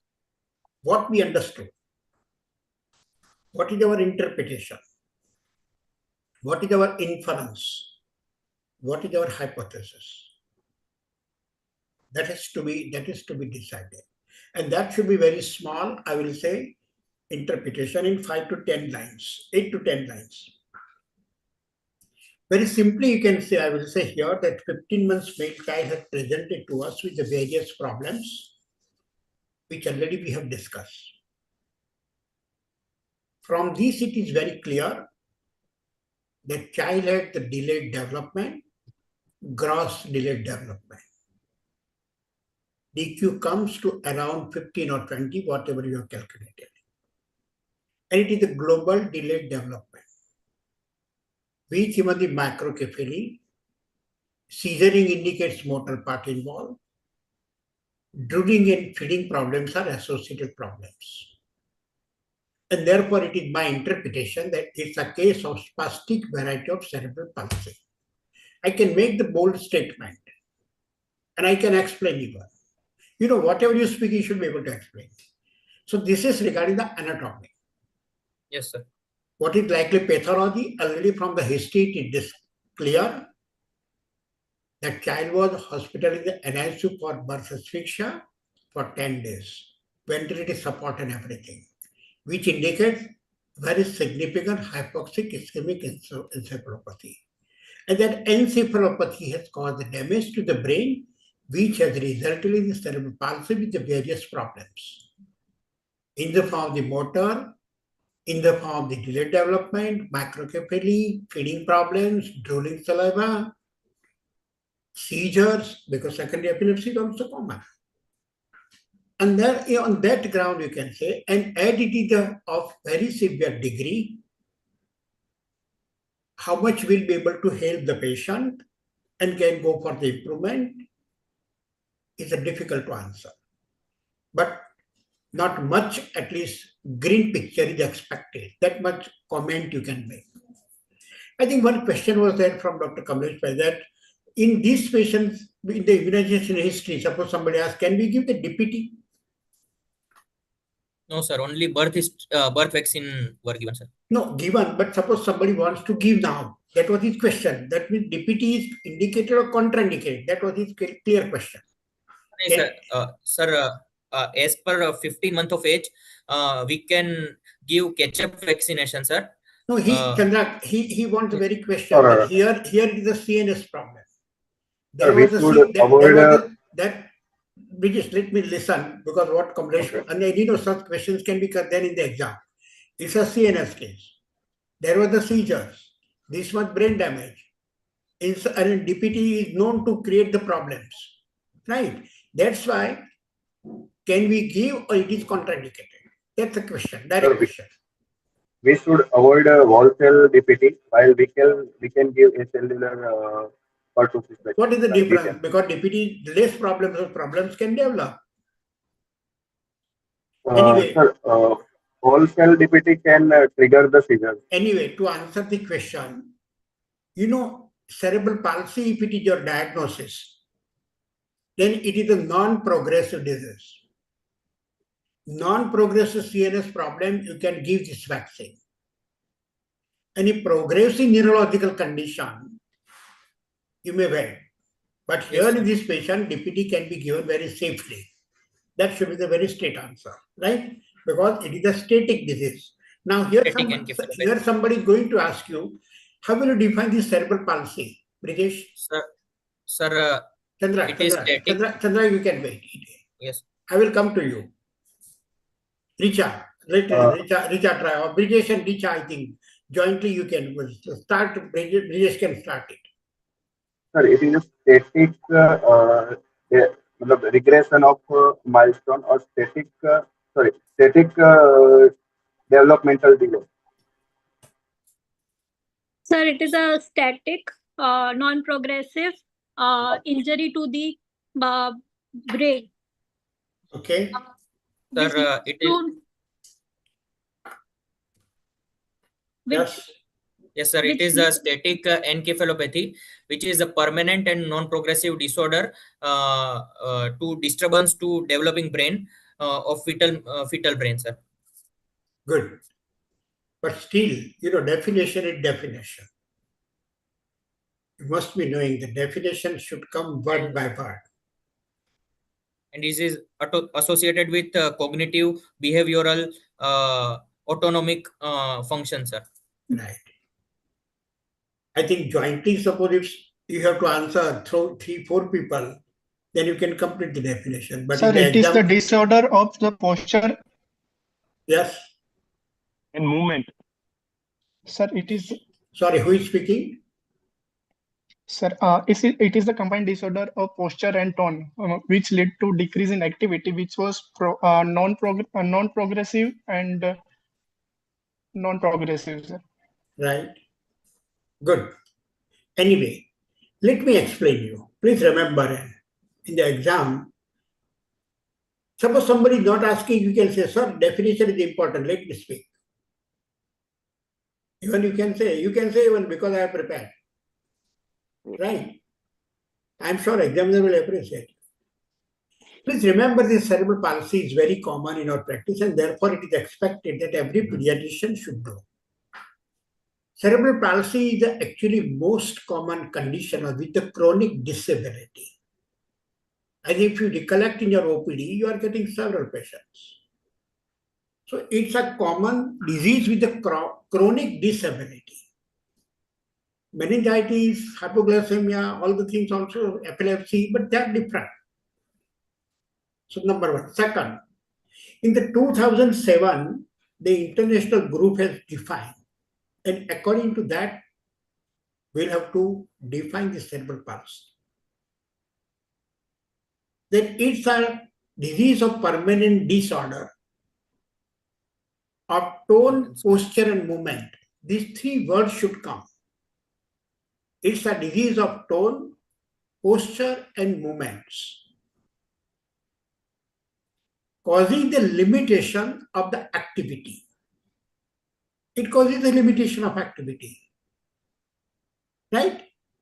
And further, commonly it is caused by non-progressive lesion in a developing brain, commonly fetal and infant. But when age is extended up to the age of 5 years, up to age of 5 years, they consider developing brain. And common comorbidities associated are sensory, perception, cognition, behavior, feeding, epilepsy, and musculoskeletal disorders. This is cerebral palsy in a nutshell. So I think you should remember that it's a number one, it's a disease of tone, posture, and movement. Please remember. Again, I explain so that you can remember. Second thing, it causes the chronic disability, limitations of ability, locomotion particularly. And the lesion is one time. That's why we say it's a non-progressive. Lesion is non-progressive. Clinical picture is changing. It's a dynamic. But lesion is one time. And it is for the developing brain. Maybe the in utero even, fetal or infant. Optimum up to the age of 5 years. And associated problems may be the sensory, perception, cognition, behavior, seizures or epileptic activity, and musculoskeletal disorders. So this is in nutshell disorder, cerebral palsy, right? So this is the thing in the history part, which I wanted to make it clear. I think before we go for the examination, anybody can put that, what you're expecting on examination? Anybody?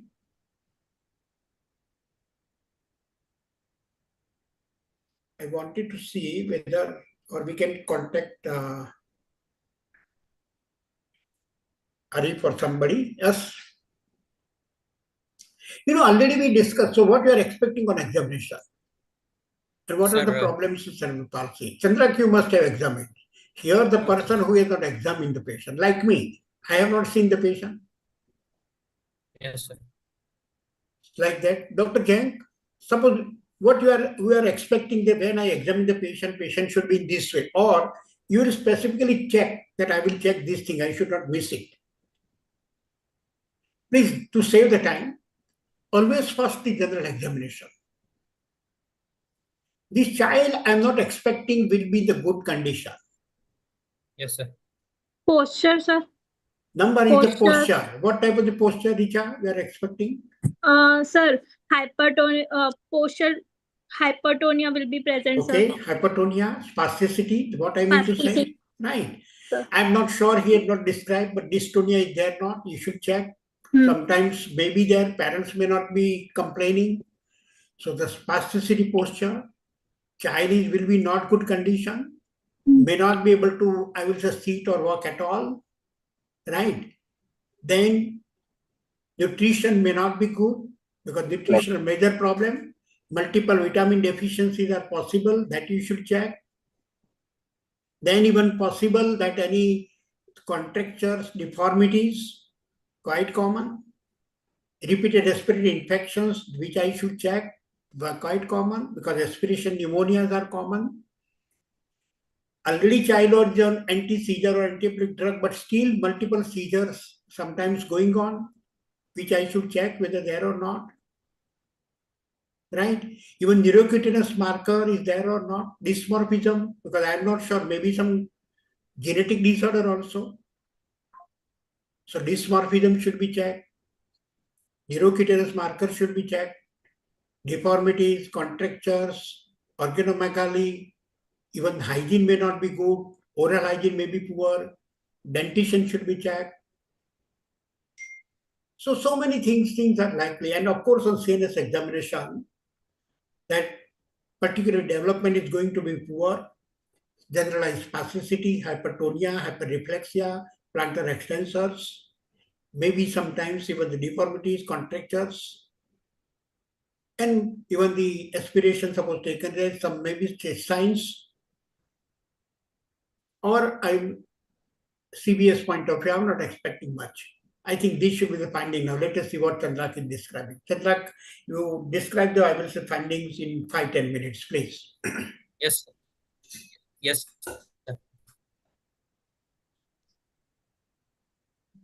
Sir, general examination. General appearance is alert but irritable with poor spontaneous movements. Persistent abnormal posture.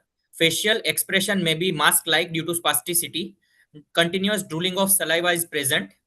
Posture on inspection is upper limb held in flex at elbow, wrist flexed, hand persistently fisted, lower limb adducted, cross leg posture seen, feet in plantar flex position, no opisthotonus at rest.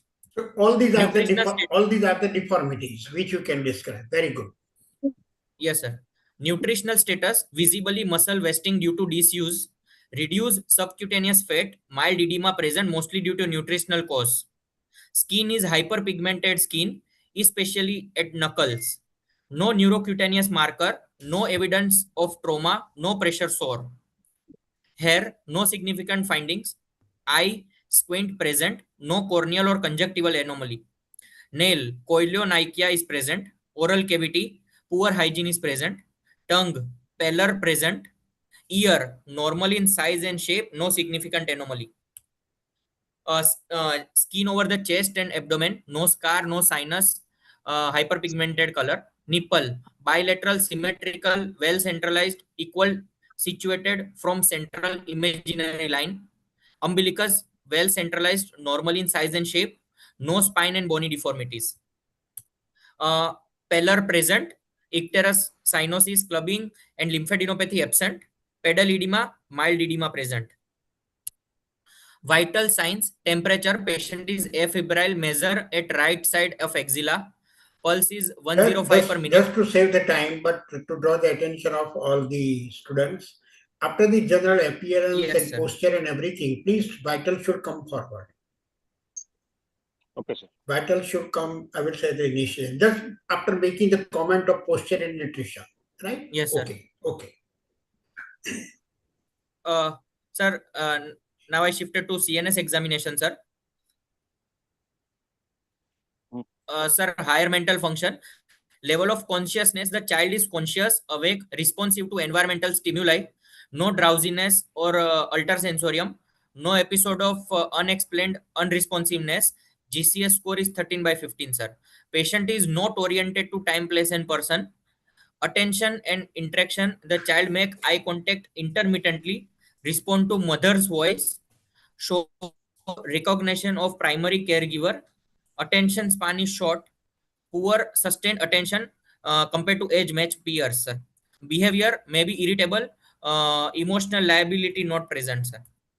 Memory couldn't check, speech couldn't check, no abnormal experiences and belief or perception, sir. Cranial nerve, olfactory nerve, formal testing is not possible at this age, but no history suggestive of feeding aversion due to smell abnormality. Optic nerve, no squint at rest, no nystagmus, no ptosis, vision is age appropriate. Child fix and follow light and object, track moving object horizontally and vertically, maintain eye contact intermittently. Reaches for object visually, the findings suggest grossly preserved vision. Pupil equally reactive to light, direct and indirect light reflex present. Third, fourth and sixth now, strabismus convergent squint is present, sir. Ocular movement, full range of movement in all the direction. No restriction, no nystagmus, pupillary reaction normal in size and reactive to light. Trigeminal nerve, jaw movement, symmetrical, no deviation on crying. Formally sensory testing not possible. Child withdraw face touch, grossly intact sensation suspected. Facial nerve, facial symmetry present, no facial asymmetry at rest. During crying, both sides move symmetrically. Functional eye closure symmetrical, forehead wrinkle symmetrical, no evidence of facial nerve palsy. Vestibulocochlear nerve, hearing turn head toward the sound, respond to mother's voice, startle to loud noise, intact hearing on examination, Rennes-Weber's not perform. Glossopharyngeal and vagal nerve, palate and uvula centralized, no deviation, gag reflex present, swallowing history, feeding difficulty and choking present, drooling present. This suggestive possibly bulbar involvement, common in severe quadriplegia and CP child, no nasal quality of sound. Spinal accessory, neck movement present, shoulder shrug, difficult to assess at this age. Hypoglossal nerve, no fasciculation of tongue, movement limitation due to spasticity, drooling present, sir. Motor examination, motor system examine was performed with the child in a calm state and appropriate for age. At inspection, child is lying in a supine position with abnormal posture. Posture at rest, upper limb held in flexion at elbow, wrist flexed, hand persistently fisted, and thumb in palm deformity. Lower limb adducted, scissoring posture present, hip internally rotated, knee extended, ankle in equinus posture, and no abnormal involuntary movement observed currently. No muscle fasciculation with visible muscle wasting.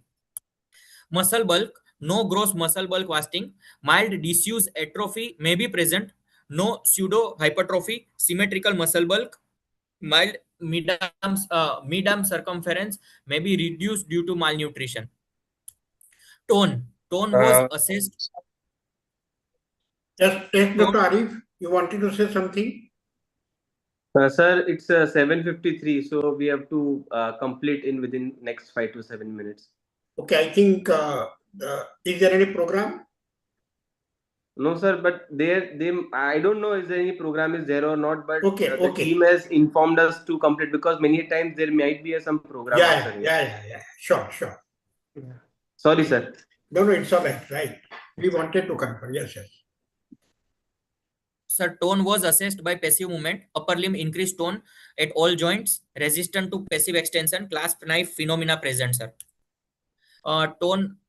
Increased tone in all 4 limb, knee extension on resistant present, ankle plantar flexor triad. Tone is spastic in nature, no cogwheel rigidity present.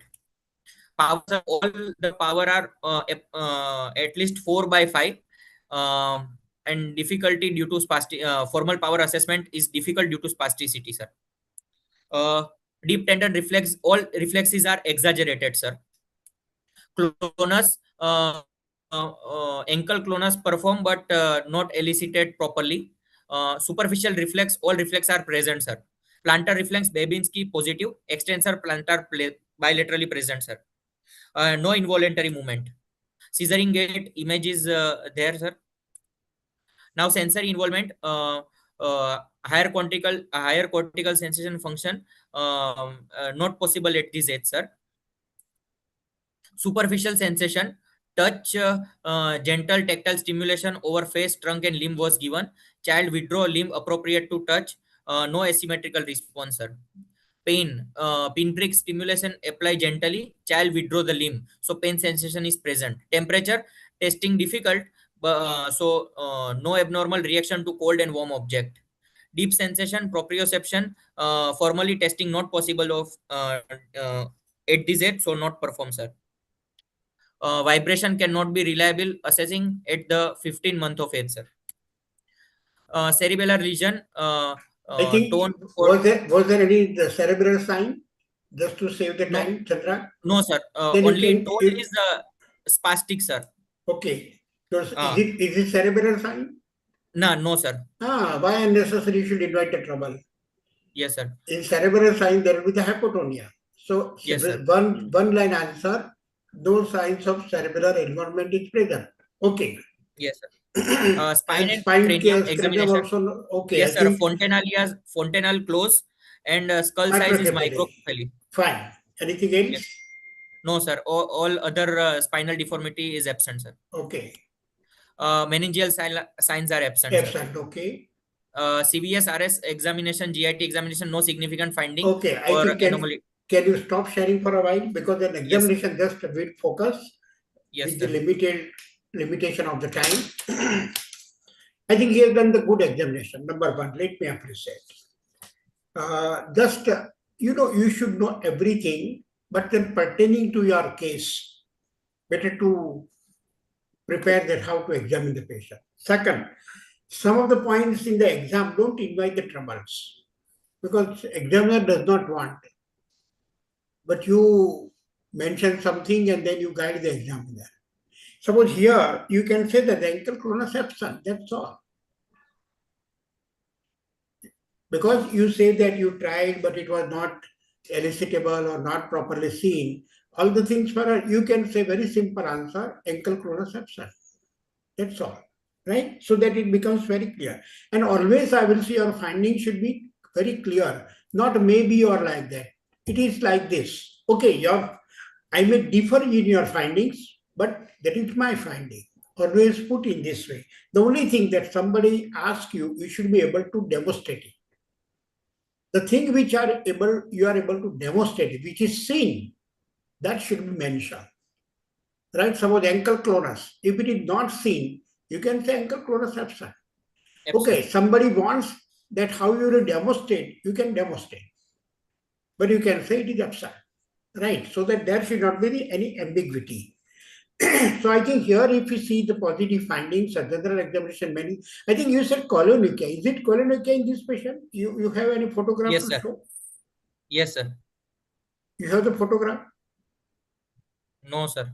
Anyway, reason is, colonukia usually in children, that in 15 months old children, even in severe iron deficiency anemia, is not seen. Please remember, at least, and suppose if it is there, you should be able to show. Yes, sir. Because the reason, and then you should confirm that is it choronuclia or pitting is due to some other reason.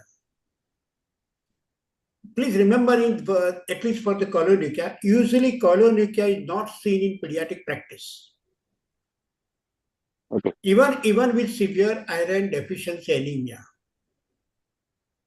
If at all it is, maybe in some adolescents, you may get it in pediatrics, but not in younger children, and that to 15 months. Even in reason is, it requires pretty a long time for iron deficiency status to develop the choronuclia. You may get the platinuclia. That means nail rather than convex may be the flat. That is platinuclia. But choronuclia, that is the spoon appearance, pitting, hardly seen. So please, and really if it is there, okay, you can show. But this is very, very important for the choronuclia, which you should keep in mind. Here is the drooling now. What is your explanation, Raju? In this patient, drooling is due to what? Bulbar palsy. Bulbar palsy. Is it bulbar or pseudobulbar? What is the difference, or both are same again? So both are not same. There is a minor difference between both of them. Minor difference or major difference? Sorry, major difference was there. Both are different, totally different. Sir, there is a sucking problem, there is a feeding problem, and with Please remember, just for sake of time, we will not be able to complete everything. As far as possible, I will do. Bulbar palsy and pseudobulbar palsy. Bulbar palsy is a lower motor neuron type of lesion for the 9th, 10th, 11th, and 12th cranial nerves. Pseudobulbar is the upper motor neuron type of lesion of this nuclei. Bulbar palsy commonly seen in a patients of GBS, in patients of poliomyelitis, which we used to say. And here, gag reflex will be absent. Right? Jaw reflex will be absent. In a pseudobulbar palsy, there will be the very characteristically, it will be present in the cerebral palsy.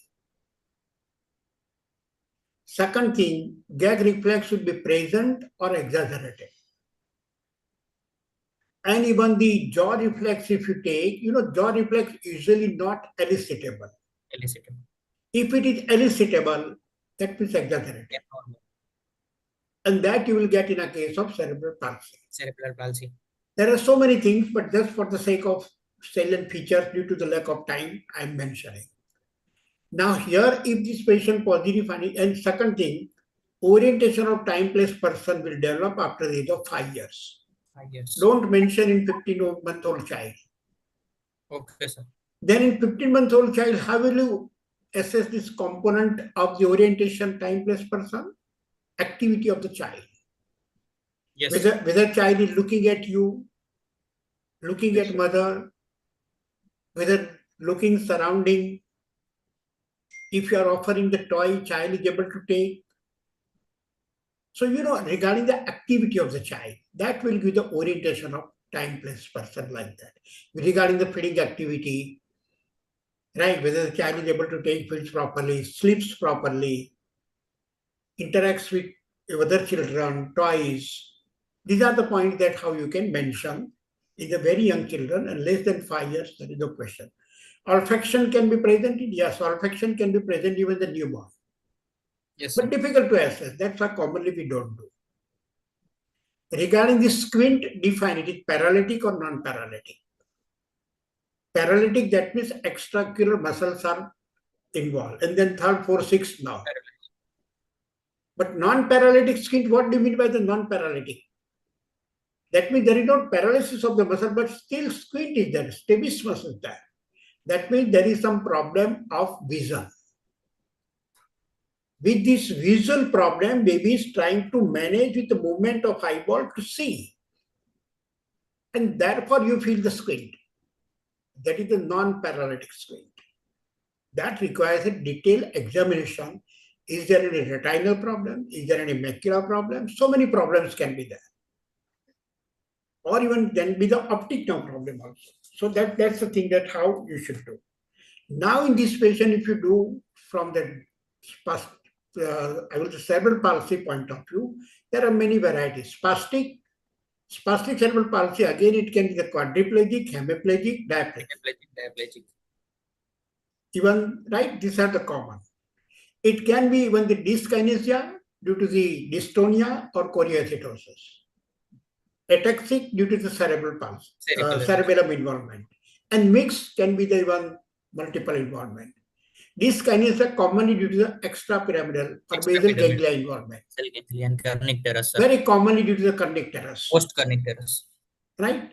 So that you can remember. And therefore, history of jaundice, neonatal, everything you should go in the details. Yes, sir. So these are there. Always these babies are having the feeding problems, nutritional problems.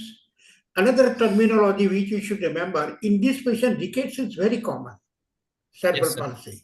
Why rickets is common? Anybody? And all these questions are pertaining to your exam and even the patient management. Rickets is very common in this patient. One is the nutrition, one is the nutrition. Anything else? In the multiple reasons, please remember. Number one, these children hardly they go out of the house. Yes. So now not getting the sunlight. And that exposure. That sun exposure is not there. Because they are always in the, I will say, bed. Even in the, bed, there is a decreased movement can also lead to the rickets, osteoporosis, Even the nutrition is poor, what Chandra was answering, yes. And third, if you remember, most of the children are on the anti-epileptic drugs. And most of the anti-epileptic drugs are leading to vitamin D deficiency. Most of valproate, phenytoin, phenobarbital, all almost. So these are the multiple reasons, and always check for the rickets and treat it even properly, besides everything. One more terminology is pseudobulbar palsy. Sorry, the pseudo-regression. Pseudo-regression, what is that? That already there is no regression. But mother will say that the child was able to sit or walk. Now not able to walk or not able to sit. That means it is a regression. But truly it is not regression, and therefore it is called a pseudo-regression. What is the cause for pseudo-regression in these babies? B12, sir. B12 deficiency. Very good. Nutritional problem as a whole, but B12. Iron And deficiency. scurvy, sir. Due to pain, he is not able to move the limbs. Exactly. Even another reason, these children are on the multiple antiepileptic drugs. The effect of drugs will also cause the regression. Malnutrition can cause the regression. Deformities, contractures can cause this regression. Right. As already even the multiple deficiencies, even the B12, iron, all the deficiencies. So there are several reasons, even the severe acute malnutrition, that can also cause the regression. Once you correct the nutrition, you control the epilepsy, you give these even the physiotherapy, they go for the good improvement. That means there is no regression. That's what, please remember, what is the pseudo-regression, right? So I think these are the common things. Hip joint location, even fractures are also common in these patients. So many things are there, difficult to control. But I think somebody is going to ask, should we go for the MRI of this patient? Radio imaging? Yes, sir. Yes, sir. MRI Yes, or sir. I have, CT? Why you should go? Let me ask Brijesh. Brijesh, why we should? Because we were taught, and even I have discussed in the past, cerebral palsy, the clinical diagnosis, and after the diagnosis, radio imaging hardly makes a difference. Why you should go for this radio imaging? Sir, But now we say yes. Why? Sir, First we check. Sir, for differentiating the types of cerebral palsy, we should go for MRI because different area causes different type of cerebral palsy, sir. Okay. Anything else besides that? sir. Yes, Chandra. Embolic. Sir, CT scan is not performed here because CT scan is for bony deformity and bony trauma and all. Right. MRI performed here for gray matter and white matter Injuries. lesions, sir. Anyway, I'm looking at the Lesion. time because we are overshooted. just to answer you. Usually we don't do that radio imaging, but yes, it is required. Even at the time of birth also, if you should do. And reason is, MRI or radio imaging may detect some congenital malformation. Yes, sir. Maybe the responsible for the cerebral palsy. Actually, didn't cry also maybe due to the malformation. So that is the reason. Second, some neurometabolic disorders can be diagnosed by the MRI, and neurometabolic disorders can be treatable. So that also may be the reason.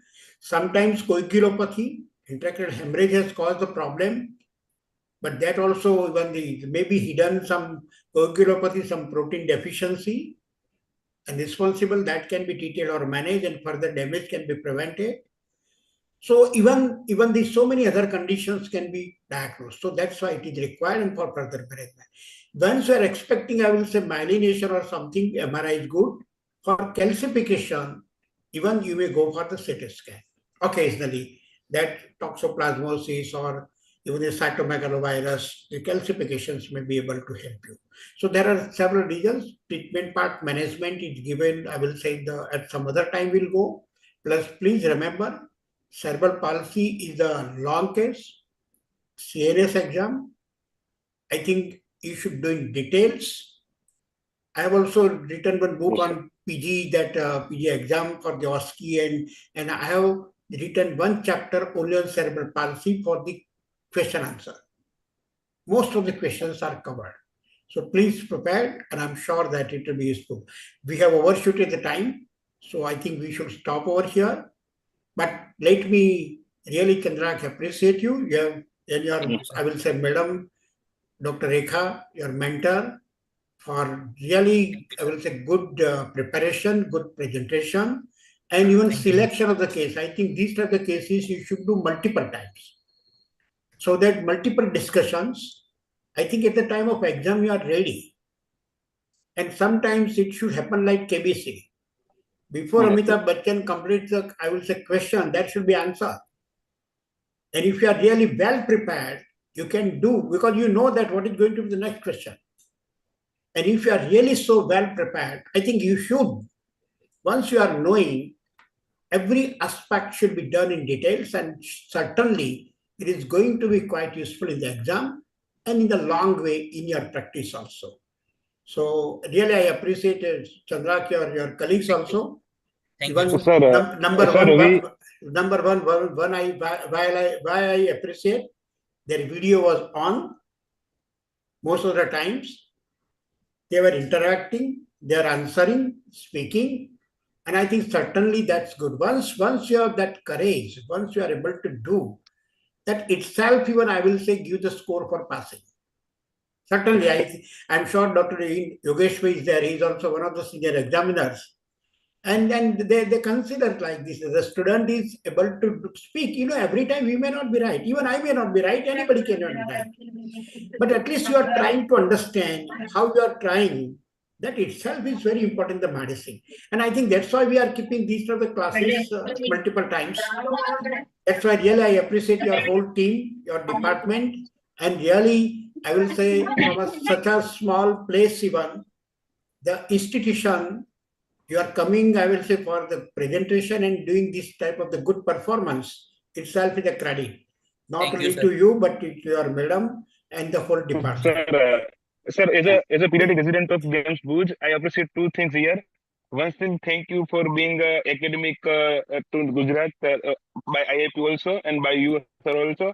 And second thing, our HOD madam, Dr. Rekha ma'am, she take a very effort to do PG teaching, and also she is trying to give a different type of knowledge and in day-to-day life to all the residents over James Booth.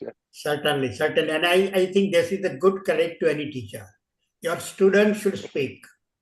And really, I'm very happy to know, and to be very frank, I am not only for the students, even I am now the faculty, those who are interested, really those who are really able to do, please do it. And this is our job. It gives us satisfaction to us to do something for this generation. And if you are, I will say, learning good pediatrics, ultimately it's good. Let me appreciate our whole team. Actually, this whole program is going on very well since many years, and that platform is provided by our central IAP. At present, also our president, Dr. Neelam Mohan Madam, Dr. Ruchira as the Honorary General Secretary, and our whole team, even Dr. Nihal, Dr. Yogesh Bhai, Arif is also.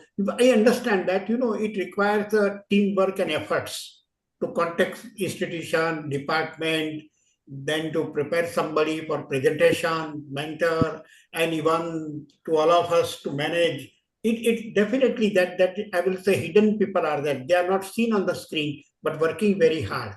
And we should appreciate them, because they are providing the platform to us for learning. And really, that is highly appreciable. So thank you very much, all of you. Next again will be there with the new. I will appreciate, please, students, whoever is presenter, you should think that I will be there for the discussion. You should be there. Yes. Always. To be very frank, if somebody asks me why I'm here to, I'm not sure how much I am able to teach, but I learn. And for my learning, even I am requesting these office bearers that please give me this opportunity, and they are very kind enough to me. Really, thank you very much again. Thank you, and thank you, sir. Over to Dr. Arif. Thank you, Baldev sir. Thank you. And please remain in the contact. I think I may not give my contact number to senior people, but to the students, yes.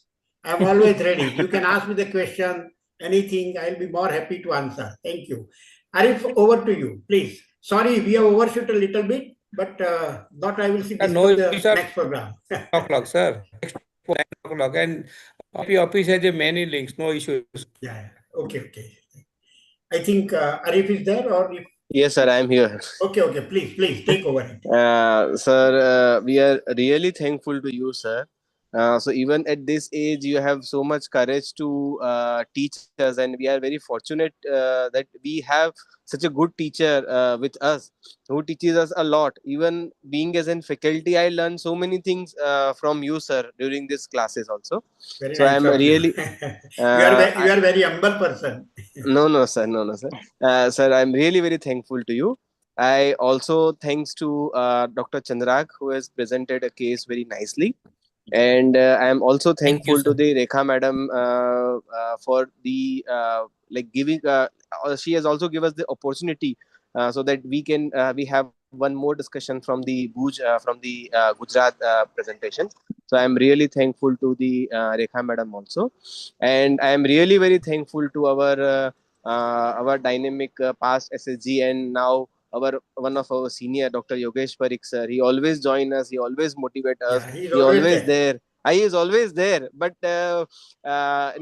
his motivation is constant for us. So I really thankful to the sir also. And sir always joins, and sir always there at the end also. So thank you, sir. Thank you for joining. Devpati sir teaching every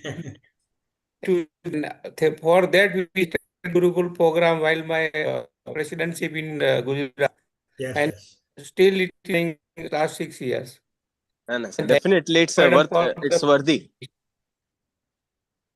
Yeah, over to Arif. Okay, sir. So with this, we can end over here. Yeah, thank you, everyone. Thank you and good night. Good night. Thank you, sir. Arif for the next case presentation. Yes, sir. Yeah. Thank you so much. Thank you. Good night. Good night, madam. Good night, sir. And all the PG students. Keep learning every day, because Baldev Prajapati sir is only person to teach the selflessly. Yes, sir. Sure, sir. Thank you, sir.